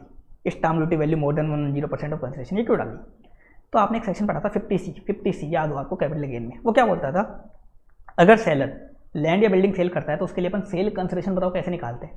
सेल प्राइस और stamp duty value whichever is higher करते हैं सेलर के लिए, यही तो करते हैं, सेल प्राइस और stamp duty value whichever is higher करते हैं। लेकिन उसमें एक नोट था, नोट क्या था? अगर stamp duty value sale price का अप टू 110% है, stamp duty value sale price का अप टू 110% है, तो अपन स्टाम्प ड्यूटी वैल्यू को इग्नोर कर देते हैं और सेल प्राइस को ही सेल कंसिडरेशन मान लेते हैं। उसमें एक नोट था कि अगर सेल प्राइस का जो स्टाम्प ड्यूटी वैल्यू है ना वो सेल प्राइस का अप टू 110%, मतलब स्टाम्प ड्यूटी वैल्यू और सेल प्राइस का जो गैप है 10% का, मतलब एक टॉलरेंस बैंड दे रखा था 10% का, कि 10% तक का गैप है, तो अपन स्टाम्प ड्यूटी वैल्यू को इग्नोर कर देते हैं और सेल प्राइस को ही सेल कंसिडरेशन मान लेते हैं। तो अगर मान लो इन दोनों का गैप कितना हुआ? 10% के अंदर अंदर हुआ, तो जब सेलर है, सेल करने वाला जो है, जिसके हैंड्स में कैपिटल गेन निकलेगा, उसके हैंड्स में क्या होगा? सेल प्राइस क्या मानेंगे अपन? 10 लाख मानेंगे। सेल कंसिडरेशन क्या मानेंगे? 10 लाख ही मानेंगे। इस कारण जो बायर खरीदने वाला है, जिसके हैंड्स में गिफ्ट टैक्सेबल होगा, उसके हैंड्स में ये कंडीशन लगा दी, उसके हैंड्स में भी लगा दी, उसके लिए भी सेल कंसेशन कितना माना जाएगा? 10 ही माना जाएगा। 10% का एक टॉलरेंस बैंड दे रखा है कि 10% तक एरर हो सकता है, 10% तक इनमें गैप आ सकता है। तो जो खरीदने वाला बायर है उसके लिए भी सेल अमाउंट कितना माना जाएगा? 10 लाख। तो 10 लाख की बिल्डिंग 10 लाख में मिली, गिफ्ट हुआ ही नहीं। 10 लाख की बिल्डिंग 10 लाख में मिली, गिफ्ट हुआ ही, क्योंकि अपन वहाँ देखे थे 50C में 10% का टोलरेंस बैंड, तो यहाँ ये कंडीशन इसलिए दे रखी। इसके बाद दे रखा है एक नोट और दे रखा है स्टाम्प ड्यूटी वैल्यू का। यहाँ पे अगर मान लो आपको क्वेश्चन में 2 स्टाम्प ड्यूटी वैल्यू दे रखी है, एग्रीमेंट के दिन की भी दे रखी है, रजिस्ट्रेशन के दिन की भी दे रखी है। वैसे तो अपन क्या करते हैं, रजिस्ट्रेशन के दिन की लेते हैं, लेकिन आपको 2 दे रखी है, एग्रीमेंट वाले दिन की भी और रजिस्ट्रेशन वाले दिन की भी। अब यहाँ स्टाम्प ड्यूटी वैल्यू कौन सी लोगे? ये सब गिफ्ट निकालने के लिए स्टाम्प ड्यूटी वैल्यू कौन सी लोगे? सेम सेक्शन 50C की तरह लेंगे। 50C में तो देखा था ना अपन ने, अगर बाहर क्या करता है, होल या पार्ट कंसिडरेशन ऑन और before date of agreement account पे ही cheque DD ECS electronic mode से पे कर देता है, तो स्टाम्प ड्यूटी वैल्यू अपन एग्रीमेंट वाले दिन ले लेंगे। लेकिन अगर ऐसा नहीं करता तो स्टाम्प ड्यूटी वैल्यू अपन रजिस्ट्रेशन वाले दिन की ले लेंगे, same to same 50C section 50C जो कैपिटल गेन में देखा था, सेम टू सेम उस अकॉर्डिंग स्टाम्प ड्यूटी वैल्यू लेंगे। अब इसमें देखो मनी और मूवेबल प्रॉपर्टी में एक स्पेशल पॉइंट हो रहा है, इनमें एग्रीगेट करने का एक स्पेशल पॉइंट है। मान लो आपको गिफ्ट मिला, एक तो मनी मिली गिफ्ट में, करंट ईयर में मनी मिली 30,000 की, और एक ज्वेलरी गिफ्ट में मिली, मान लो ज्वेलरी मतलब मूवेबल प्रॉपर्टी गिफ्ट में मिली 40,000 की। बताओ टैक्सेबल होगी? हाँ टैक्सेबल हो जाएगी। अपन मनी और मूवेबल प्रॉपर्टी दोनों का एग्रीगेट करते हैं, ऐसा नहीं कि मनी का अलग एग्रीगेट करते हैं मूवेबल प्रॉपर्टी का अलग। मनी और मूवेबल प्रॉपर्टी जितने पर्सन से मिली एक पर्सन को तो सबका एग्रीगेट करते हैं। तो टोटल हुआ मान लो ये 70,000 का, तो 50,000 से ज़्यादा हो गया क्या हो जाएगा? ये टैक्सेबल हो जाएगा। मनी और मूवेबल प्रॉपर्टी दोनों का क्या होता है? मिला के एग्रीगेट होता है, दोनों का मिला के एग्रीगेट होता है। हाँ इमूवेबल प्रॉपर्टी का एग्रीगेट नहीं होता, इसको बिल्कुल सेपरेट रखते हैं और इसको पर प्रॉपर्टी चेक करते हैं। किसको? लैंड और बिल्डिंग को। अगर लैंड और बिल्डिंग आपको गिफ्ट में मिलता है, बाकी मनी और मूवेबल प्रॉपर्टी का अपन क्या करते हैं? एग्रीगेट करते हैं। जितना भी करंट ईयर में आपको रिसीव हुआ सबका टोटल ले लेते हैं, फिर देखते हैं वो 50,000 से ज़्यादा है या नहीं, पूरा एग्रीगेट देखते हैं। अब प्रॉपर्टी जो है मूवेबल प्रॉपर्टी होती है, एक इमूवेबल प्रॉपर्टी होती है। प्रॉपर्टी की डेफिनेशन यहाँ बता रखी है। जो रेसिपिएंट है प्रॉपर्टी, रेसिपिएंट मतलब जिस बंदे को प्रॉपर्टी मिल रही है उसके लिए वो कैपिटल एसेट होनी चाहिए। क्या होनी चाहिए? कैपिटल एसेट होनी चाहिए। स्टॉक इन ट्रेड नहीं होना चाहिए। अगर स्टॉक इन ट्रेड है तो यहाँ टैक्सेबल नहीं है। जैसे मान लो एक पर्सन है जो शेयर्स का बिजनेस है, उसको शेयर्स गिफ्ट में मिल रहे हैं, शेयर्स गिफ्ट में मिल रहे हैं, तो बताओ यहाँ टैक्सेबल होगा कि यहाँ टैक्सेबल नहीं होगा? शेयर्स गिफ्ट मिल रहे हैं, शेयर्स का बिजनेस करता है तो शेयर्स कहाँ चले जाएंगे? पीजीबीपी हेड में चले जाएंगे, यहाँ नहीं आएंगे। ऐसे मान लो एक बंदे का लैंड और बिल्डिंग का बिजनेस है, रियल एस्टेट का बिजनेस है, उसको लैंड और बिल्डिंग गिफ्ट में मिल रहे हैं, रियल एस्टेट का बिजनेस है, उसको लैंड और बिल्डिंग गिफ्ट में मिल रहा है, तो लैंड बिल्डिंग उसके लिए हो गए स्टॉक इन ट्रेड, तो यहाँ नहीं आएंगे, वो कहाँ चले जाएंगे? पीजीबीपी हेड में। तो रेसिपिएंट के लिए होना चाहिए कैपिटल एसेट। अब कैपिटल एसेट में देखो क्या क्या चीज़ें आएंगी। कैपिटल गेन हेड में तो सारी चीज़ें आ जाती थी वहाँ पे, property of any kind, movable, immovable, tangible, intangible, सब आ जाता था वहाँ पे, 4 चीज़ों को छोड़ के। यहाँ ऐसा नहीं है, यहाँ कुछ स्पेसिफिक लिस्ट दे रखी है, एग्जॉस्टिव लिस्ट है ये, इसके अलावा कुछ भी नहीं आएगा। 8 मूवेबल प्रॉपर्टी बता रखी है, 2 इमूवेबल प्रॉपर्टी बता रखी है और एक मनी बता रखी है। मनी तो अपने देख ली। इमूवेबल प्रॉपर्टी में 2 चीज़ें बता रखी है, लैंड और बिल्डिंग, लैंड और बिल्डिंग बता रखी है। अब इसमें भी एक चीज़ है, बताओ एक रूरल एग्रीकल्चर लैंड है, वो बनेगा क्या? वो प्रॉपर्टी माना जाएगा क्या? वो नहीं माना जाएगा, वो कैपिटल एसेट ही नहीं होता। रूरल एग्रीकल्चर लैंड तो कैपिटल गेन में भी एग्जाम होता है, जब वो कैपिटल एसेट ही नहीं होता तो वहाँ क्यों आएगा? तो रूरल एग्रीकल्चर जो लैंड होता है वो कैपिटल एसेट नहीं होता, उस पर ना तो कैपिटल गेन निकलता। अगर किसी को गिफ्ट में मिलता है तो उसकी इनकम टैक्सेबल भी नहीं होती। उसको जो फ्री में मिला रूरल एग्रीकल्चर लैंड, वो उसकी इनकम नहीं बनता, वो गिफ्ट माना ही नहीं जाता। तो लैंड और बिल्डिंग आएगा लेकिन रूरल एग्रीकल्चर लैंड नहीं आएगा। अब आते हैं मूवेबल प्रॉपर्टी। मूवेबल प्रॉपर्टी में 8 चीज़ें बता रखी है यहाँ पे। पहला शेयर सिक्योरिटीज, दूसरा ज्वेलरी, तीसरा आर्कियोलॉजिकल कलेक्शन, चौथा ड्राइंग पेंटिंग, 5वां स्कल्पचर्स, 6वां एनी वर्क ऑफ आर्ट, 7वां बुलियन और 8वां नया पॉइंट है इसमें virtual digital asset. Virtual digital asset मतलब क्रिप्टो करेंसी, बिटकॉइन वगैरह, वो भी क्या माने जाएंगे मूवेबल प्रॉपर्टी? क्या क्या? शेयर सिक्योरिटीज, दूसरा ज्वेलरी, तीसरा आर्कियोलॉजिकल कलेक्शन, चौथा ड्राइंग पेंटिंग्स, 5वां स्कल्पचर्स, 6वां एनी वर्क ऑफ आर्ट, 7वां बुलियन और 8वां virtual digital asset. Virtual digital asset मतलब क्या होता है? मैंने क्रिप्टो करेंसी मतलब बिटकॉइन वगैरह, ये सब बन जाएंगे आपके मूवेबल प्रॉपर्टी। अगर यही आपको मिलता है गिफ्ट में, 8 तो ये मूवेबल प्रॉपर्टी, 2 इमूवेबल प्रॉपर्टी और एक मनी, यही यहाँ गिफ्ट माने जाएंगे और यही यहाँ टैक्सेबल होगी। अगर मान लो आपको कार गिफ्ट में मिली 5 लाख की कार, बताओ आएगी क्या? टैक्सेबल होगी क्या? नहीं होगी टैक्सेबल। आपको 2 लाख का मान लो फ़ोन गिफ्ट में मिला, टैक्सेबल होगा क्या? नहीं होगा। आपको 1 लाख की एसी गिफ्ट में मिली, बताओ टैक्सेबल होगी क्या? नहीं होगी। आपको 2 लाख का फ्रिज गिफ्ट में मिला, बताओ टैक्सेबल होगा क्या? नहीं होगा। 5 लाख की टीवी गिफ्ट में मिली, बताओ टैक्सेबल होगी क्या? नहीं होगी, नहीं होगी। चाहे वो 50,000 से ज़्यादा टैक्सेबल नहीं होंगी। बस ये 8 मूवेबल प्रॉपर्टी आएंगी, 2 इमूवेबल प्रॉपर्टी और एक मनी, बस इन्हीं को गिफ्ट माना है। टोटल कितने गिफ्ट माने हैं? 8 + 2 + 1 11 गिफ्ट हैं, टोटल 11 गिफ्ट, इनके अलावा कुछ भी नहीं आएगा। अब इसमें आगे बता रखा है सेक्शन 56 to 10 जो गिफ्ट वाला सेक्शन है, कुछ केस में अप्लाई नहीं होगा। मतलब कुछ केस में जो गिफ्ट मिलेंगे उनको एग्जेम्प्ट माना जाएगा, चाहे वो आपको 50 लाख का मिले, चाहे 5 करोड़ का गिफ्ट मिले, कितना भी मिले पूरा का पूरा एग्जेम्प्ट हो जाएगा। कुछ केस में, कौन कौन से केस में एग्जेम्प्ट होगा? अगर आपको रिलेटिव से गिफ्ट मिलता है, रिलेटिव कौन होता है भी पता चलेगा आपको, तो रिलेटिव से अगर आपको गिफ्ट मिलता है, कितने का भी मिले, चाहे 5 करोड़ का गिफ्ट मिले, चाहे 50 करोड़ का गिफ्ट मिले, पूरा का पूरा एग्जेम्प्ट रहेगा, कोई लिमिट नहीं लगेगी, पूरा का पूरा क्या होगा? एग्जेम्प्ट हो जाएगा। अगला, अगर आपको शादी में गिफ्ट मिलता है, आपकी शादी हो रही, शादी में आपको गिफ्ट मिलता है, मैरिज पे गिफ्ट मिलता है, पूरा का पूरा एग्जेम्प्ट होगा। खाली ये मैरिज कवर्ड है, ऐसा मत सोचो ना एनिवर्सरी में मिलेगा तो टैक्सेबल होगा। अगर एंगेजमेंट में मिला तो भी टैक्सेबल होगा। मैरिज पे मिलता है पूरा का पूरा एग्जेम्प्ट, कितना भी मिले मैरिज पे, कितने भी करोड़ का मिले, पूरा का पूरा एग्जेम्प्ट। अगर आपको विल या इनहेरिटेंस में मिलता है गिफ्ट, पूरा का पूरा एग्जेम्प्ट होगा। डोनर या पेयर की डेथ के कारण मिलता है, विल इनहेरिटेंस में मिलता है या डोनर या पेयर की डेथ के कारण मिलता है, वो भी क्या होगा? पूरा का पूरा एग्जेम्प्ट होगा। लोकल अथॉरिटी मतलब नगर निगम वालों से आपको गिफ्ट मिलता है, पूरा का पूरा एग्जेम्प्ट होगा। इसके अलावा किसी इंस्टीट्यूशन या ट्रस्ट से मिलता है जो इनकम टैक्स एक्ट के अंदर रजिस्टर्ड है, मतलब रजिस्टर्ड जो चैरिटेबल ट्रस्ट होते हैं या जो इंस्टीट्यूशन होते हैं, कॉलेज, स्कूल, जो इंस्टीट्यूशन 1023C में बता रखे हैं, स्कूल वगैरह, कॉलेज वगैरह, इनसे आपको गिफ्ट मिलता है जो रजिस्टर्ड है इनकम टैक्स में, या तो 12AA में रजिस्टर्ड है या 12AB में या 1023C में। तो किसी इंस्टीट्यूशन या ट्रस्ट से मिलता है जो इनकम टैक्स में रजिस्टर्ड है, कहाँ पे? 12AA, 12AB, 1023C में। तो उस इंस्टीट्यूशन से अगर आपको गिफ्ट मिलता है वो पूरा का पूरा एग्जेम्प्ट होगा। आगे बता रखा है किसी इंस्टीट्यूशन या ट्रस्ट को गिफ्ट मिलता है, किसी इंस्टीट्यूशन या ट्रस्ट को गिफ्ट मिलता है जो इनकम टैक्स में रजिस्टर्ड है। तो किसी रजिस्टर्ड ट्रस्ट को या रजिस्टर्ड इंस्टीट्यूशन को गिफ्ट मिलता है तो वो भी एग्जेम्प्ट होगा। अगर इंस्टीट्यूशन से मिलता है वो भी एग्जेम्प्ट, और उस इंस्टीट्यूशन या ट्रस्ट को मिलता है किसी भी पर्सन से मिले, वो भी क्या होगा? पूरा का पूरा एग्जेम्प्ट होगा। आगे बता रखा है कोई अनरजिस्टर्ड ट्रस्ट, किसी इंडिविजुअल ने क्या किया? कोई अनरजिस्टर्ड ट्रस्ट बनाया था, किसी इंडिविजुअल ने कोई अनरजिस्टर्ड ट्रस्ट बनाया था। अगला पॉइंट, अनरजिस्टर्ड ट्रस्ट के लिए किसी इंडिविजुअल ने अनरजिस्टर्ड ट्रस्ट बनाया था, क्यों बनाया था? अपने रिलेटिव के बेनिफिट के लिए, अपने रिलेटिव के बेनिफिट के लिए बनाया था, तो इंडिविजुअल क्या कर रहा है, उस अनरजिस्टर्ड ट्रस्ट को गिफ्ट दे रहा है, तो क्या होगा, पूरा का पूरा उस अनरजिस्टर्ड ट्रस्ट के हैंड्स में गिफ्ट होगा। किसकी बात कर रही है अब मैंने बात करी अनरजिस्टर्ड ट्रस्ट की। तो किसी इंडिविजुअल ने कोई अनरजिस्टर्ड ट्रस्ट बनाया था, क्यों बनाया था, अपने रिलेटिव के बेनिफिट के लिए, अपने रिलेटिव के बेनिफिट के लिए बनाया था, तो उस अनरजिस्टर्ड ट्रस्ट को उस इंडिविजुअल से जो भी गिफ्ट मिलेगा पूरा का पूरा क्या होगा, एग्जाम्प्ट होगा। अगला बता रखा है,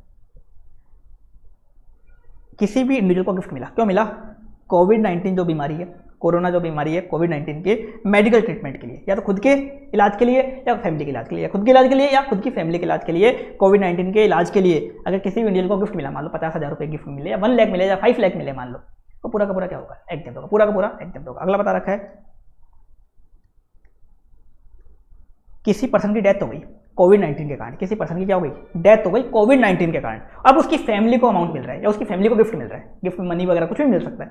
तो किसी पर्सन की डेथ हो गई कोविड-19 के कारण, अब उसकी फैमिली को गिफ्ट मिल रहा है, वो पूरा का पूरा एग्जाम्प्ट होगा। कब होगा, इसमें बता रखा है, या तो एम्प्लॉयर से मिला, जिस पर्सन की डेथ हुई, मान लो मिस्टर ए की डेथ हो गई और मिस्टर ए का जो एम्प्लॉयर था मान लो XYZ लिमिटेड ने उसकी फैमिली को गिफ्ट दिया, कितना भी दिया होता है, 50 लाख रुपये दे दिया होता है, 5 करोड़ दे दिया, पूरा का पूरा एग्जाम्पल हो जाएगा, पूरा का पूरा एग्जाम्पल हो जाएगा। दूसरा, किसी और पर्सन से मिला, एम्प्लॉयर से नहीं मिला, किसी और पर्सन से, मिस्टर ए की डेथ हो गई और उसकी फैमिली को गवर्नमेंट ने अमाउंट दिया, कुछ मुआवजा दिया, अमाउंट दिया, एक तरीके से गिफ्ट दिया, तो वो भी एग्जाम्प्ट होगा, लेकिन उसमें लिमिट लगा दी 10 लाख की, 10 लाख तक मिलता किसी और पर्सन से एग्जाम्प्ट, 10 लाख से ज़्यादा मिलता तो टैक्सेबल, लेकिन एम्प्लॉयर से कितना भी मिले पूरा का पूरा एग्जाम्प्ट। गवर्नमेंट को भी पता है एम्प्लॉयर ज़्यादा देगा नहीं, एम्प्लॉयर इतना दयालु नहीं होता कि वो 10 लाख से ज़्यादा दे देंगे या बहुत ज़्यादा दे देंगे अमाउंट, बिल्कुल कम देंगे एम्प्लॉयर तो इतने दयालु कोई होता नहीं है, तो गवर्नमेंट को भी ये बात पता है। तो गवर्नमेंट ने बोला कि एम्प्लॉयर से मिला, कितना भी मिला पूरा का पूरा एग्जाम्प्ट, किसी और पर्सन से मिला, किसी और पर्सन मतलब गवर्नमेंट वगैरह दे रही है, गिफ्ट दे रही है, मनी दे रही है, मुआवजा दे रही है, वो 10 लाख तक एग्जाम, 10 लाख से ज़्यादा है तो फिर वो टैक्सेबल हो जाएगा। अब इसमें एक कंडीशन दे रखी लेकिन इस वाले पॉइंट के लिए कि जो पेमेंट मिलना चाहिए, मतलब जो गिफ्ट मिलना चाहिए, कब तक मिल जाना चाहिए, डेथ की डेट से 12 मंथ्स के अंदर, डेथ की डेट से 12 मंथ के अंदर मिल जाना चाहिए। ऐसा नहीं कि डेथ करंट ईयर में हो गई 4 साल बाद मिल रहा है, तो 4 साल बाद आप बोल दोगे कि मेरे को तो जो गिफ्ट मिला है डेथ के कारण मिला था, 4 साल पहले डेथ हुई उसके कारण मिला था, और आप फर्जी के ले लोगे, एग्जामिशन ले लोगे, तो गवर्नमेंट ने बोला 12 मंथ्स के अंदर अंदर मिल जाना चाहिए, 12 मंथ्स के अंदर अंदर मिल जाना चाहिए, तो ही क्या होगा, एग्जाम होगा। ये दो नए पॉइंट थे, एक तो मेडिकल ट्रीटमेंट वाला और एक ये कोविड के कारण डेथ वाला, कोविड वाले पॉइंट थे दो। अब अपन आते हैं आगे, रिलेटिव। मैंने बताया गिफ्ट अगर आपको रिलेटिव से मिलता है पूरा एग्जाम, तो अब रिलेटिव कौन माने जाएंगे, सबसे पहले इंडिविजुअल के देखो रिलेटिव कौन माने जाएंगे। जैसे मान लो एक पर्सन है मिस्टर ए, अब मिस्टर ए के लिए देखो रिलेटिव कौन कौन माने जाएंगे। पहला spouse of individual, mister A की जो स्पाउस मतलब होता है जीवन साथी, पति के लिए पत्नी, पत्नी के लिए पति, स्पाउस मतलब होता है जीवन साथी, हस्बैंड के लिए वाइफ, वाइफ के लिए हस्बैंड। तो मिस्टर ए के लिए रिलेटिव कौन होगा, मिसेज ए, मिसेज ए उसकी रिलेटिव बन जाएगी, जो उसकी स्पाउस है वो बन जाएगी रिलेटिव मानी जाएगी। इसके अलावा ब्रदर और सिस्टर ऑफ इंडिविजुअल, मिस्टर ए के जो भी भाई बहन है, मिस्टर ए के जो भी भाई बहन है वो बन जाएंगे उसके रिलेटिव। कजिन नहीं आएंगे यहाँ पे, भाई बहन, सगे भाई बहन जो होते हैं ना वही आएंगे, कजिन वगैरह नहीं आएंगे, कजिन वगैरह नहीं आते। इसके अलावा ब्रदर और sister of spouse of individual, mister A की जो वाइफ है मिसेज ए के भाई बहन है वो भी क्या माने जाएंगे, मिस्टर ए के रिलेटिव। तो जैसे एक पर्सन है मिस्टर ए, इसकी वाइफ है मिसेज ए, अब मिसेज ए के जो ब्रदर सिस्टर है, ब्रदर एंड सिस्टर, ये भी क्या बन जाएंगे, ये भी मिस्टर ए के रिलेटिव बन जाएंगे। ब्रदर एंड सिस्टर मिसेज ए के ब्रदर एंड सिस्टर, मतलब एक तरीके से साला साली, मिस्टर ए के क्या लगे, ये साला साली लगे, ये भी उसके रिलेटिव माने जाएंगे। आगे बता रखा है ब्रदर और sister of parents of the individual, mister ए के जो पेरेंट्स हैं, अगला पॉइंट देखते हैं अपन, मिस्टर ए के पेरेंट्स हैं मदर फादर, मदर के भी ब्रदर एंड सिस्टर और फादर के भी ब्रदर एंड सिस्टर, ये भी क्या बन जाएंगे, मिस्टर ए के रिलेटिव बन जाएंगे। मिस्टर ए के पेरेंट्स के, मिस्टर ए का जो मिस्टर ए है उसके जो पेरेंट्स है, पेरेंट्स के जो ब्रदर सिस्टर है, मतलब मदर के भी ब्रदर सिस्टर और फादर के ब्रदर सिस्टर, मदर के ब्रदर सिस्टर क्या लगेंगे उसे, मिस्टर ए के मामा और मौसी लगेंगे, और फादर के ब्रदर सिस्टर क्या लगेंगे, चाचा ताऊ और बुआ, चाचा ताऊ और बुआ लगेंगे, वो भी क्या माने जाएंगे, मिस्टर ए के रिलेटिव माने जाएंगे। लेकिन इसमें बात ध्यान रखना, मिस्टर ए की मान लो वाइफ है मिसेज ए के मदर फादर के जो ब्रदर सिस्टर है, बताओ ये भी रिलेटिव बनेंगे क्या, ये नहीं बनेंगे। मिस्टर ए के खुद के जो माँ बाप है, मिस्टर ए के खुद के माँ बाप के जो ब्रदर सिस्टर है, मिस्टर ए के खुद के माँ बाप के जो ब्रदर सिस्टर है वो रिलेटिव माने जाएंगे। लेकिन मिस्टर ए की जो स्पाउस है, स्पाउस के माँ बाप के ब्रदर सिस्टर यहाँ रिलेटिव नहीं बनेंगे, यहाँ नहीं बनेंगे। हाँ, स्पाउस के खुद के ब्रदर सिस्टर बन जाते हैं रिलेटिव, खुद के ब्रदर सिस्टर भी बन जाते हैं, स्पाउस के भी ब्रदर सिस्टर बन जाते हैं, लेकिन स्पाउस के माँ बाप के ब्रदर सिस्टर वो रिलेटिव नहीं बनेंगे। इतने ज़्यादा दूर के जो डिस्टेंट रिलेटिव होते हैं वो कवर नहीं होते। हाँ, खानदान कवर हो जाता है, लेकिन इतने दूर के रिश्तेदार भी कवर नहीं होते इस वाले सेक्शन में। आगे बता रखा है एनी लीनियल असेंडेंट और डिसेंडेंट ऑफ इंडिविजुअल, ये लीनियर असेंडेंट डिसेंडेंट कौन होता है? जैसे मान लो मिस्टर ए है, एक तो हो गई मिस्टर ए की पीछे की पीढ़ी, जिसको अपन बोलते हैं लीनियर असेंडेंट, और एक होती है मिस्टर ए की आगे की पीढ़ी, जिसको अपन बोलते हैं लीनियर डिसेंडेंट। पीछे की पीढ़ी मतलब मिस्टर ए के माँ बाप हो गए, मतलब पेरेंट्स हो गए, इसके अलावा ग्रैंड पेरेंट्स हो गए, दादा दादी हो गए, परदादा परदादी हो गए, ग्रेट ग्रैंड पेरेंट्स, ये सब क्या बनेंगे? मिस्टर ए के रिलेटिव बनेंगे। पेरेंट्स आ गए इसमें, ग्रैंड पेरेंट्स आ गए और ग्रेट ग्रैंड पेरेंट्स आ गए, ये सब क्या बन जाएंगे? मिस्टर ए के रिलेटिव बन जाएंगे, मतलब पीछे की पीढ़ी। अब मिस्टर ए की जो आगे की पीढ़ी है वो भी उसकी रिलेटिव मानी जाएगी। आगे की पीढ़ी मतलब मिस्टर ए के बच्चे हो गए, children, grand children, mister A के पोता पोती हो गए, ग्रैंड चिल्ड्रन, और मिस्टर ए के ग्रेट ग्रैंड चिल्ड्रन हो गए, ये सब भी क्या बन जाएंगे? रिलेटिव। तो मिस्टर ए की आगे की पीढ़ी और मिस्टर ए की पीछे की पीढ़ी, मिस्टर ए की पीछे की पीढ़ी, मिस्टर ए की आगे की पीढ़ी, ये भी क्या बनेगी? मिस्टर ए की रिलेटिव बनेगी। अगला पॉइंट देखा, point number 6, any linear ascendant और descendant of spouse of individual. Mister A की वाइफ है मिसेज ए, मिसेज ए के जो लीनियर असेंडेंट है या मिसेज ए के जो लीनियर डिसेंडेंट है, ये भी क्या बनेंगे? मिस्टर ए के रिलेटिव बनेंगे। मतलब मिसेज ए के जो असेंडेंट है, मतलब मिसेज ए के जो पेरेंट्स है, ग्रैंड पेरेंट्स है, ग्रेट ग्रैंड पेरेंट्स है, मिसेज ए के, मिस्टर ए की स्पाउस के, वो भी मिस्टर ए के क्या बन जाएंगे? रिलेटिव बन जाएंगे। अब जो डिसेंडेंट होंगे, मिस्टर ए और मिसेज ए दोनों के सेम ही होंगे, ये अलग थोड़ी होंगे। मिस्टर ए और मिसेज ए जो दोनों हस्बैंड वाइफ हैं, इनके बच्चे अलग हो गए, पोता पोती अलग हो गए, ऐसा हो सकता है क्या? देखो ऐसा आज के ज़माने में पॉसिबल है, कलयुग में पॉसिबल है, वैसे तो पॉसिबल नहीं है, लेकिन सेम ही होंगे। सेम होंगे तो रिलेटिव बनेंगे। अगर सेम नहीं है कलयुग में तो देखो पॉसिबल हो सकता है ऐसा, सेम नहीं है तो भी अपन रिलेटिव मानेंगे। तो खुद के क्या है, खुद के असेंडेंट या डिसेंडेंट वो भी रिलेटिव बनेंगे। स्पाउस के असेंडेंट डिसेंडेंट, स्पाउस के असेंडेंट डिसेंडेंट, असेंडेंट तो अलग होंगे लेकिन डिसेंडेंट जो है वो सेम ही होंगे। मिस्टर ए और मिसेज ए के जो डिसेंडेंट है, मतलब बच्चे पोता पोती, वो तो सेम ही होंगे, तो वो भी क्या माने जाएंगे? रिलेटिव माने जाएंगे। अगला बता रखा है point number 2 to 6। Point number 2 to 6 में अपने देखे थे काफ़ी सारे पर्सन, इसमें जो भी पर्सन देखा था उनकी जो स्पाउस है, उनका जो स्पाउस है वो भी रिलेटिव बन जाएगा। जैसे मान लो मिस्टर ए के ब्रदर और सिस्टर रिलेटिव है, तो मिस्टर ए का ब्रदर है मान लो मिस्टर बी, ये तो रिलेटिव है पॉइंट नंबर 2 किसके अकॉर्डिंग? पॉइंट नंबर 2 के अकॉर्डिंग रिलेटिव बन गया। अब ऊपर क्या दे रखा है पॉइंट नंबर 7 में, पॉइंट 2 से 6 में जो भी पर्सन है, इनकी जो स्पाउस है, इनकी जो भी स्पाउस है वो भी क्या मानी जाएगी? रिलेटिव। तो मिस्टर बी की जो स्पाउस है मिसेज बी मतलब मिस्टर ए की भाभी, मिस्टर ए की भाभी, ये भी क्या मानी जाएगी? रिलेटिव मानी जाएगी। ये भी क्या मानी जाएगी? रिलेटिव मानी जाएगी। तो पॉइंट 2 to 6 में जो भी पर्सन है, इनके जो स्पाउस है, ये भी क्या बन जाएंगे? रिलेटिव बन जाएंगे। आप इसमें इतना दिमाग नहीं लगाना, क्वेश्चन में सिंपल पॉइंट ही देगा। हाँ कभी कभी कुछ पॉइंट दे देता है जिनको आपको रिलेटिव नहीं मानना। कौन कौन से? एक तो नीस, एक नेफ्यू, एक फ्रेंड्स फियांसे, इनको रिलेटिव नहीं मानना। नीस मतलब भतीजा भतीजी, नेफ्यू भांजा भांजी, फ्रेंड्स दोस्त, और इसके अलावा फियांसे गर्लफ्रेंड वगैरह, ये रिलेटिव नहीं होते। जब तक आपकी वाइफ नहीं बनती स्पाउस, तब तक वो स्पाउस नहीं मानी जाती। तो स्पाउस को ही रिलेटिव मानना है, वाइफ को ही रिलेटिव मानना है। फियांसे गर्लफ्रेंड वगैरह रिलेटिव नहीं बनेगी, फ्रेंड्स रिलेटिव नहीं बनेंगे, नीस नेफ्यू वगैरह, कजिन वगैरह, ये सब रिलेटिव नहीं बनेंगे। आप चाहे चेक कर लेना इन पॉइंटों को लगा के, इन पॉइंट में कहीं भी कवर नहीं हो रही है नीस नेफ्यू फ्रेंड्स फियांसे। तो कभी भी क्वेश्चन में नीस नेफ्यू फ्रेंड्स फियांसे आ जाए तो आपको एग्जामिशन नहीं मिलेगी, आपको 50,000 की लिमिट चेक करनी पड़ेगी, आपको फुल एग्जामिशन नहीं मिलेगी। अब एचयूएफ के लिए रिलेटिव कौन होगा? एचयूएफ का कोई भी मेंबर होगा वो एचयूएफ के लिए रिलेटिव माना जाएगा। अब इसमें कुछ अदर पॉइंट दे रखा है सेक्शन में 56 to 10 में, इसमें बता रखा है अगर आपको जो प्रॉपर्टी गिफ्ट में मिली वो टैक्सेबल हो जाती है आपके हैंड्स में, रिसीवर के हैंड्स में टैक्सेबल हो जाती है। 56 to 10 के अंदर प्रॉपर्टी जो गिफ्ट में मिली टैक्सेबल हो जाती है। अब मान लो आप उस प्रॉपर्टी को आगे जाके सेल करते हो, आपको गिफ्ट में मिल रही है एक बिल्डिंग, आपके हैंड्स में टैक्सेबल हो गई, आपने अदर सोर्स की इनकम मान लिया उसको। अब आप उसको आगे जाके सेल करते हो तो उसकी कॉस्ट ऑफ एक्विजिशन क्या लोगे? अपन ने कैपिटल गेन में देखा था, अगर आपको गिफ्ट में मिलता है ऐसे केस में क्या करते हैं? Cost of acquisition previous owner के ले लेते हैं और पीरियड ऑफ होल्डिंग भी प्रीवियस ओनर का इंक्लूड कर लेते हैं।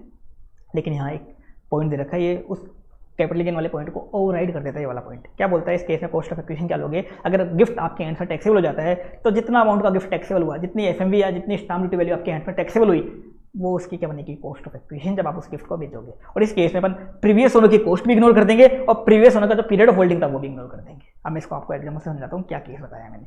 मान लो मिस्टर से हमने एक बिल्डिंग परचेज की थी 2005 में 20 लाख की परचेज की थी। अब इसने गिफ्ट दिया मिस्टर रोहित को। अब मैं इसको एक बार थोड़ा सा चेंज करता हूँ, एक बार पहले तो मिस्टर मोहन को दिया मान लो, और मिस्टर मोहन इसका बेटा है मिस्टर श्याम ने 10 जुलाई 2021 को गिफ्ट में दिया, और जिस दिन गिफ्ट दिया इस बिल्डिंग की स्टाम्प ड्यूटी वैल्यू थी 50 लाख की। अब सबसे पहले बताओ मिस्टर श्याम के हैंड में ट्रांसफर माना जाएगा? ट्रांसफर नहीं माना जाएगा। मैंने बताया था ट्रांसफर अंडर गिफ्ट ट्रांसफर नहीं माना जाता, कैपिटल गेन नहीं निकलेगा मिस्टर श्याम के हैंड से। मिस्टर मोहन को गिफ्ट मिला था, मिस्टर मोहन के हैंड में टैक्सेबल होगा क्या? गिफ्ट नहीं होगा टैक्सेबल। क्यों नहीं होगा टैक्सेबल? वैसे तो 50 लाख है, टैक्सेबल हो जाना चाहिए, लेकिन गिफ्ट मिला रिलेटिव से, तो गिफ्ट पूरा का पूरा एग्जाम्प्ट होगा।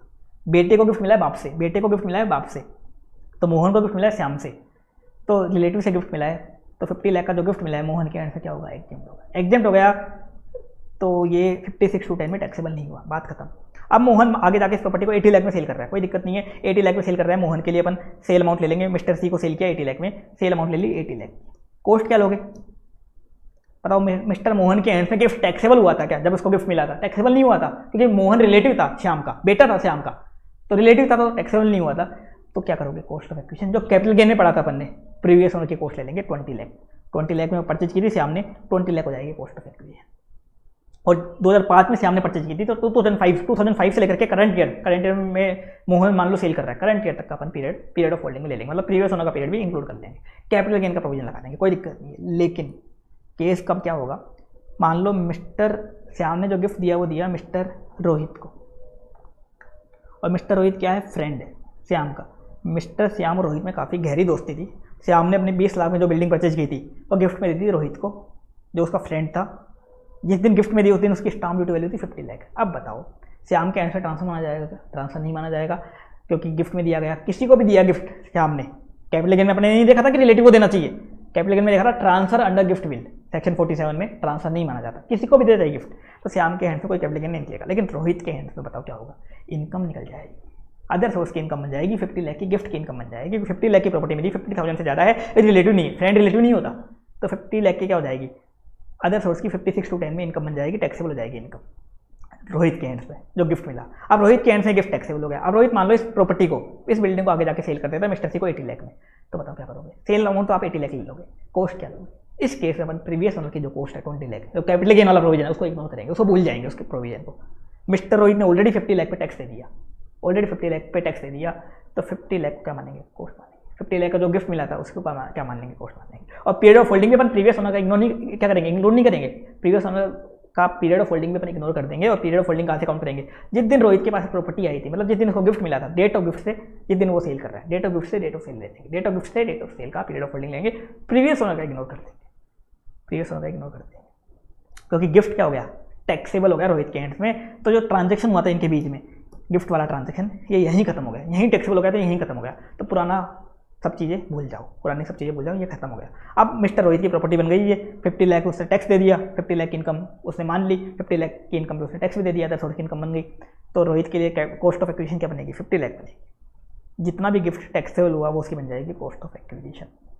ये था एक स्पेशल पॉइंट जो मैंने आपको समझा दिया। अगला पॉइंट है, अगर एम्प्लॉय को गिफ्ट मिल रहा है एम्प्लॉयर से, एम्प्लॉय को गिफ्ट मिलता है एम्प्लॉयर से, कुछ भी गिफ्ट मिलता है, चाहे फ़ोन मिलता है, चाहे आपको लैपटॉप मिलता है, कुछ भी मिलता है, सैलरी के अंदर टैक्सेबल होता है वो कभी भी अदर सोर्स में नहीं आता। और वहाँ सब चीज़ें कवर्ड है, वहाँ ऐसा नहीं है कि वहाँ लैपटॉप कवर्ड नहीं है या फ़ोन कवर्ड नहीं है, ऐसा नहीं है। वहाँ पे फ्रिज मिलता है, कुछ भी मिलता है, वो परक्यूसिट माना जाता है। सैलरी हेड में क्या माना जाता है, वो परक्यूसिट माना जाता है। तो परक्यूसिट मान के वो सैलरी की इनकम बनता है, वो अदर सोर्स में आता ही नहीं है। तो एम्प्लॉय को अगर एम्प्लॉयर से गिफ्ट मिलता है वो सैलरी हेड में जाता है, यहाँ नहीं आता, वो गिफ्ट यहाँ नहीं आता।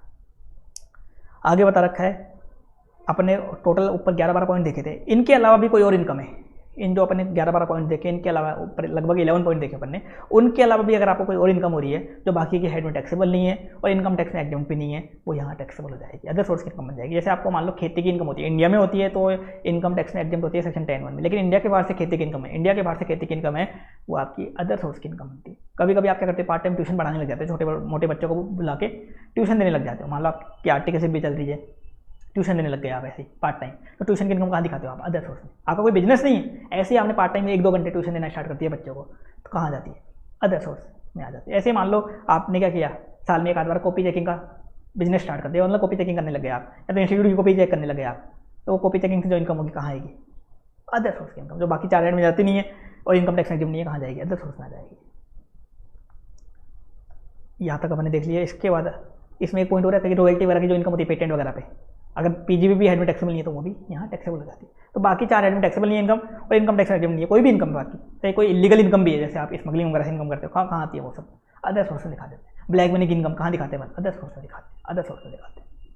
अब आ जाओ, एक न्यू सेक्शन देखेंगे अपन, अच्छे से देख लेना, थोड़ा सा इंपॉर्टेंट सेक्शन है, इसका एमसीक्यू फ्रेम हो सकता है, छोटा मोटा क्वेश्चन भी फ्रेम हो सकता है। Section 115 BBH, tax on income from transfer of virtual digital asset. आपके पास कोई वर्चुअल डिजिटल एसेट था, VDA, वर्चुअल डिजिटल एसेट को हम बोलेंगे VDA था आपको, और VDA को आपने सेल कर दिया या ट्रांसफर कर दिया और उससे आपको इनकम हो रही है। आपके पास वर्चुअल डिजिटल एसेट था, आप बोलोगे वर्चुअल डिजिटल एसेट क्या होता है, ये होता है क्रिप्टो करेंसी। मतलब बिटकॉइन वगैरह, ये होता है वर्चुअल डिजिटल एसेट। इसकी डेफिनेशन भी दे रखी है, क्या दे रखी है देखो पढ़ लो। Any information code number token, any information code number token generated through cryptographic means. पहला तो ये दे रखा है इसमें एक पॉइंट, इसका मतलब होगा क्रिप्टो करेंसी, बिटकॉइन वगैरह जो होते हैं ना, बिटकॉइन, डोज कॉइन, पता नहीं कितने कितने कॉइन आते हैं, फालतू फालतू चीज़ें आती हैं। एक तो ये होता है वर्चुअल डिजिटल एसेट। दूसरा है एनी नॉन फंजिबल टोकन और any other token of similar nature. ये दूसरा स्पेशल है, इसको मैं समझाता हूँ आपको थोड़ा ज्ञान देने के लिए। वैसे कोई पूछेगा नहीं, फिर भी थोड़ा ज्ञान दे देता हूँ आपको। क्या है नॉन फंजिबल टोकन? NFT बोलते हैं इसको। ये नॉन फंजिबल टोकन क्या होता है? नॉन फंजिबल मतलब होता है नॉन एक्सचेंज वाला, नॉन एक्सचेंज वाला। अब मैं आपको समझाता हूँ नॉन एक्सचेंज क्या हुआ ये।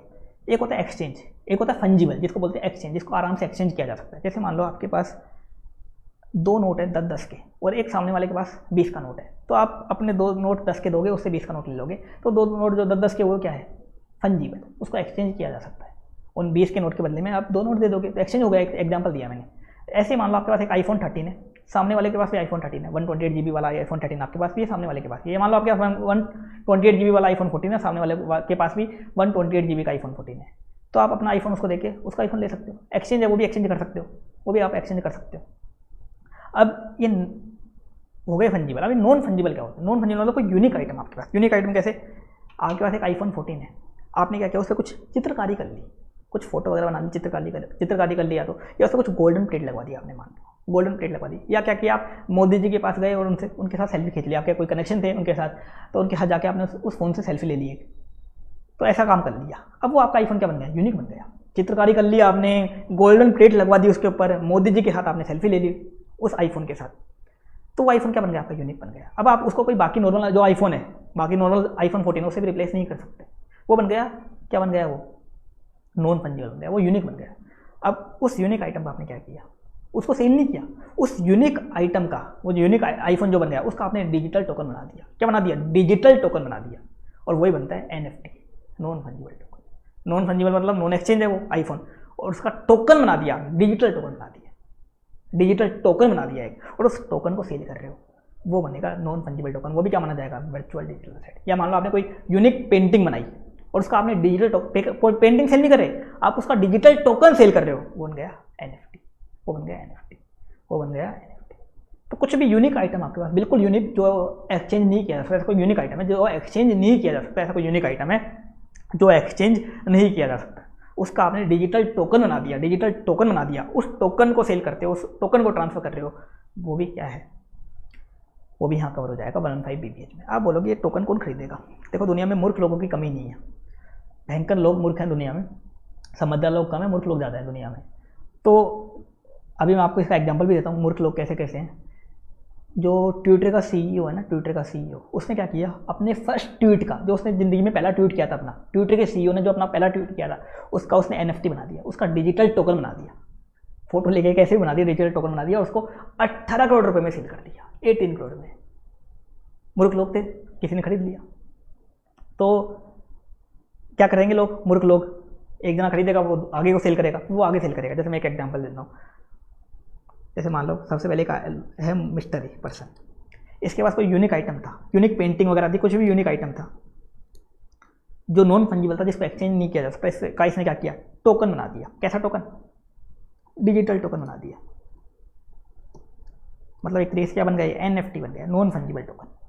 अब मिस्टर ए ने क्या किया? मिस्टर ए को पता है दुनिया में काफ़ी सारे लोग मूर्ख हैं, उसने इस टोकन को मिस्टर बी को सेल कर दिया। मान लो सेल कर दिया 1 लाख में। मिस्टर ए को पता है ऐसे मूर्ख लोग हैं, टोकन वगैरह खरीद लेंगे। खाली टोकन सेल किया, आइटम सेल नहीं किया, यूनिक आइटम, उसका टोकन बना के सेल कर दिया, टोकन बना के सेल कर दिया। मिस्टर बी ने खरीद भी लिया। मूर्ख लोग कम नहीं है इंडिया में। मिस्टर बी को भी पता है कि ये तो मूर्ख है, लेकिन इससे बड़े मूर्ख भी हैं, इससे बड़े मूर्ख भी दुनिया में है, इससे बड़े मूर्ख भी दुनिया में है। तो मिस्टर बी ने क्या किया? इस टोकन को, एक बड़ा मूर्ख था मिस्टर सी, उसको सेल कर दिया मान लो 3 लाख रुपए में। अब मिस्टर सी को भी पता था कि ये तो कुछ भी नहीं है मूर्ख में, इससे बड़े मूर्ख भी दुनिया में, इससे बड़े मूर्ख भी दुनिया में, वो खरीद लेंगे इसको। तो मिस्टर सी ने क्या किया? उसे खरीद लिया पहले तो, और अब मिस्टर सी ने भी इसको चेप दिया मिस्टर डी को, एक बड़ा और मूर्ख मिल गया मिस्टर डी, इसको सेल कर दिया 5 लाख। तो ऐसे चलता रहता है, ऐसे सेल होती रहती है और इनकम होती रहती है लोगों को। ये विदेशों में ज़्यादा चलता था, लेकिन आजकल इंडिया में भी चलने लग गया, क्योंकि इंडिया में मूर्ख लोग हैं, तो इंडिया में भी चलने लग गया ऐसा काम। तो उसका टैक्सेशन की यहाँ बात हो रही है, नॉन फंजिबल टोकन। तो एक तो क्रिप्टो करेंसी, एक तो बिटकॉइन वगैरह हो गया, और एक ये नॉन फंजिबल टोकन हो गया। कोई यूनिक आइटम का आपने टोकन बना दिया और उसको सेल करते जा रहे हो।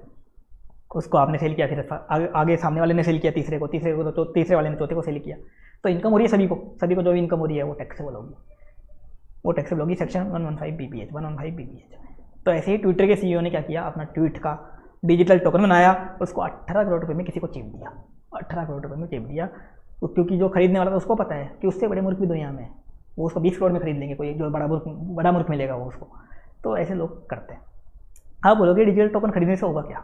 इससे क्या होगा कि जैसे मान लो मिस्टर ए ने मिस्टर बी को बेचा, तो सबसे पहले मिस्टर बी के पास क्या आ जाएगा, इस टोकन का राइट आ जाएगा। टोकन मतलब ये यूनिक आइटम जो है मिस्टर ए के पास, इस आइटम का राइट आ जाएगा मिस्टर बी के पास। अब मिस्टर बी इस आइटम को कैसे भी यूज़ कर सकता है, इसको आगे सेल भी कर सकता है, कुछ भी कर सकता है, राइट आ जाएगा। इस आइटम को यूज़ करने का एक तरीके से राइट आ जाएगा। जैसे ट्विटर के CEO ने अपना पहला ट्वीट सेल कर दिया, तो जिस पर्सन ने ट्वीट खरीदा होगा उसके पास क्या है, ट्विटर के CEO का जो पहला ट्वीट था वो कहीं भी यूज़ कर सकता है, कहीं भी यूज़ करने का राइट आ जाएगा, किसी मूवी में कहीं भी यूज़ करने का राइट आ जाएगा, कैसे भी यूज़ कर सकते हैं उस ट्वीट को। तो ये बड़े बड़े जो मूर्ख लोग होते हैं वही काम करते हैं ऐसे, क्योंकि उनको पता है कि और भी बड़े बड़े मूर्ख दुनिया में बैठे हुए हैं, इस कारण ये चीज़ें चलती नहीं, ये चीज़ें कभी चलती नहीं। ये सब चीज़ें मूर्ख बनाने वाली चीज़ें हैं, काम की चीज़ें नहीं हैं। और जो क्रिप्टो करेंसी है ये भी आपको पता है, ये भी एक सट्टा ही है एक तरीके से। इंडिया में तो पूरी तरह से लीगल भी नहीं है चीज़, लेकिन जो है सो है। अपन को तो इसका टैक्सेशन वगैरह पढ़ना है। ये ऐसे मूर्खता वाले काम आपको नहीं करने, इन कामों में कभी भी आपको फ़ायदा नहीं होगा। ये जो मूर्ख लोग हैं उन्हीं को फ़ायदा होगा। ये मूर्ख लोगों को पता है कि कौन मूर्ख बन सकता है या इससे बड़ा मूर्ख कौन है, वही ये काम करते हैं। आप जैसे लोगों, हम जैसे लोगों के लिए ये काम नहीं बने। अब अपन आगे बढ़ते हैं। इनकम कैसे निकालोगे वर्चुअल डिजिटल एसेट को ट्रांसफर करने से? सेल अमाउंट ले लो, मान लो आपने 50 लाख की बिटकॉइन सेल किया, बिटकॉइन का एग्जांपल लेते हैं अपन, 50 लाख का बिटकॉइन सेल किया, NFT सेल किया 50 लाख का, तो 50 लाख सेल अमाउंट हो गई। अब इसमें से लेस कर दो कॉस्ट, कितने में परचेज किया था आपने? मान लो आपने पहले परचेज किया था 10 लाख में, परचेज किया था तो आपने खुद ने बनाया था तो कुछ है ही नहीं, लेकिन परचेज किया था तो 10 लाख में परचेज किया था, मान लो 10 लाख लेस कर देना, 40 लाख की आपकी इनकम आ जाएगी। अब इस इनकम पर टैक्स लगेगा 30% की रेट से। स्पेशल रेट लगेगी, कंपल्सरी रेट हमेशा कितने लगेगी? 30% लगेगी। कौन सा सेक्शन में? 115 BPH में 30% की रेट से इस इनकम पे टैक्स लगेगा। 30% की रेट से इस इनकम को एक तरीके से लॉटरी जैसा इनकम बना गया, कैजुअल इनकम टाइप का बना गया, तो इस पर भी 30% रेट लगा दी और इसमें भी कोई खर्चे का रिडक्शन नहीं मिलेगा।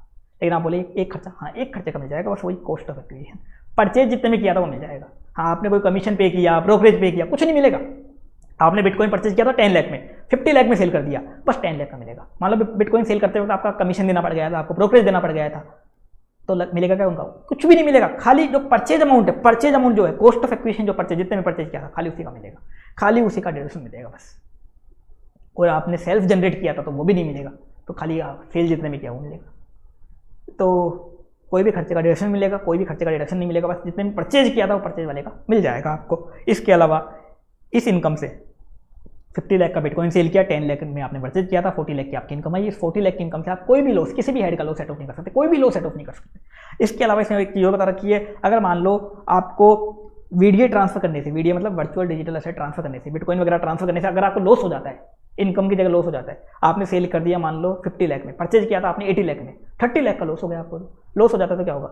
वो लॉस डूब जाएगा, डेड लॉस माना जाएगा। उस लॉस को आप किसी भी इनकम से सेट ऑफ नहीं कर सकते। पहली बात तो इस इनकम से कोई भी लॉस सेट ऑफ नहीं कर सकते। दूसरा, इस वीडियो को ट्रांसफर करने से अगर आपको लॉस होता है तो वो लॉस क्या माना जाएगा? डेड लॉस माना जाएगा। उस लॉस को आप किसी भी इनकम से सेट ऑफ नहीं कर सकते। जैसे लॉटरी है, सेम टू सेम वैसे ही प्रोविजन है, और कोई प्रोविजन इसमें अलग नहीं।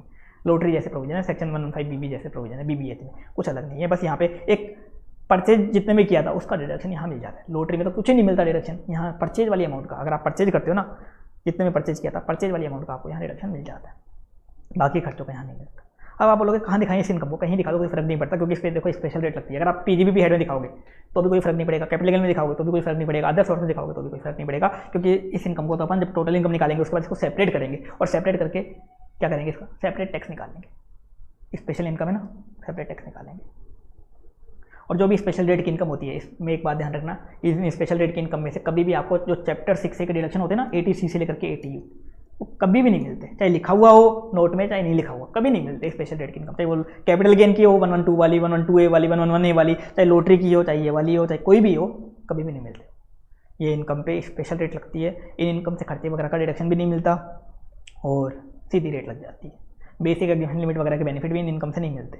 ये सेक्शन तो क्या न्यू आया, तो इसमें ये पॉइंट इंस्टीट्यूट ने क्या बोलते हैं, जो गवर्नमेंट ने लिखे नहीं, बाकी ये पॉइंट कॉमन होते हैं। ऐसा नहीं कि कॉमन ये पॉइंट यहाँ नहीं लिखे तो नहीं लगेंगे, ये पॉइंट कॉमन है सभी के लिए कि बेसिक एग्जीबिशन लिमिट वगैरह का बेनिफिट भी नहीं मिलता स्पेशल रेट की इनकम से। इसके अलावा स्पेशल रेट की इनकम से चैप्टर 6 से वाले डिडक्शन भी कुछ भी नहीं मिलते, कोई भी स्पेशल रेट की इनकम हो, चाहे लिखा हुआ हो चाहे नहीं लिखा हुआ, आपको देने ही नहीं है।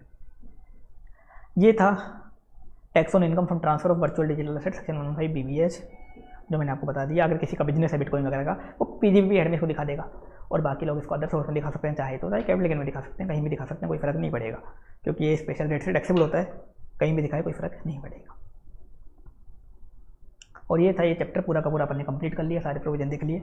आज के लिए इतना काफ़ी है। Thank you so much.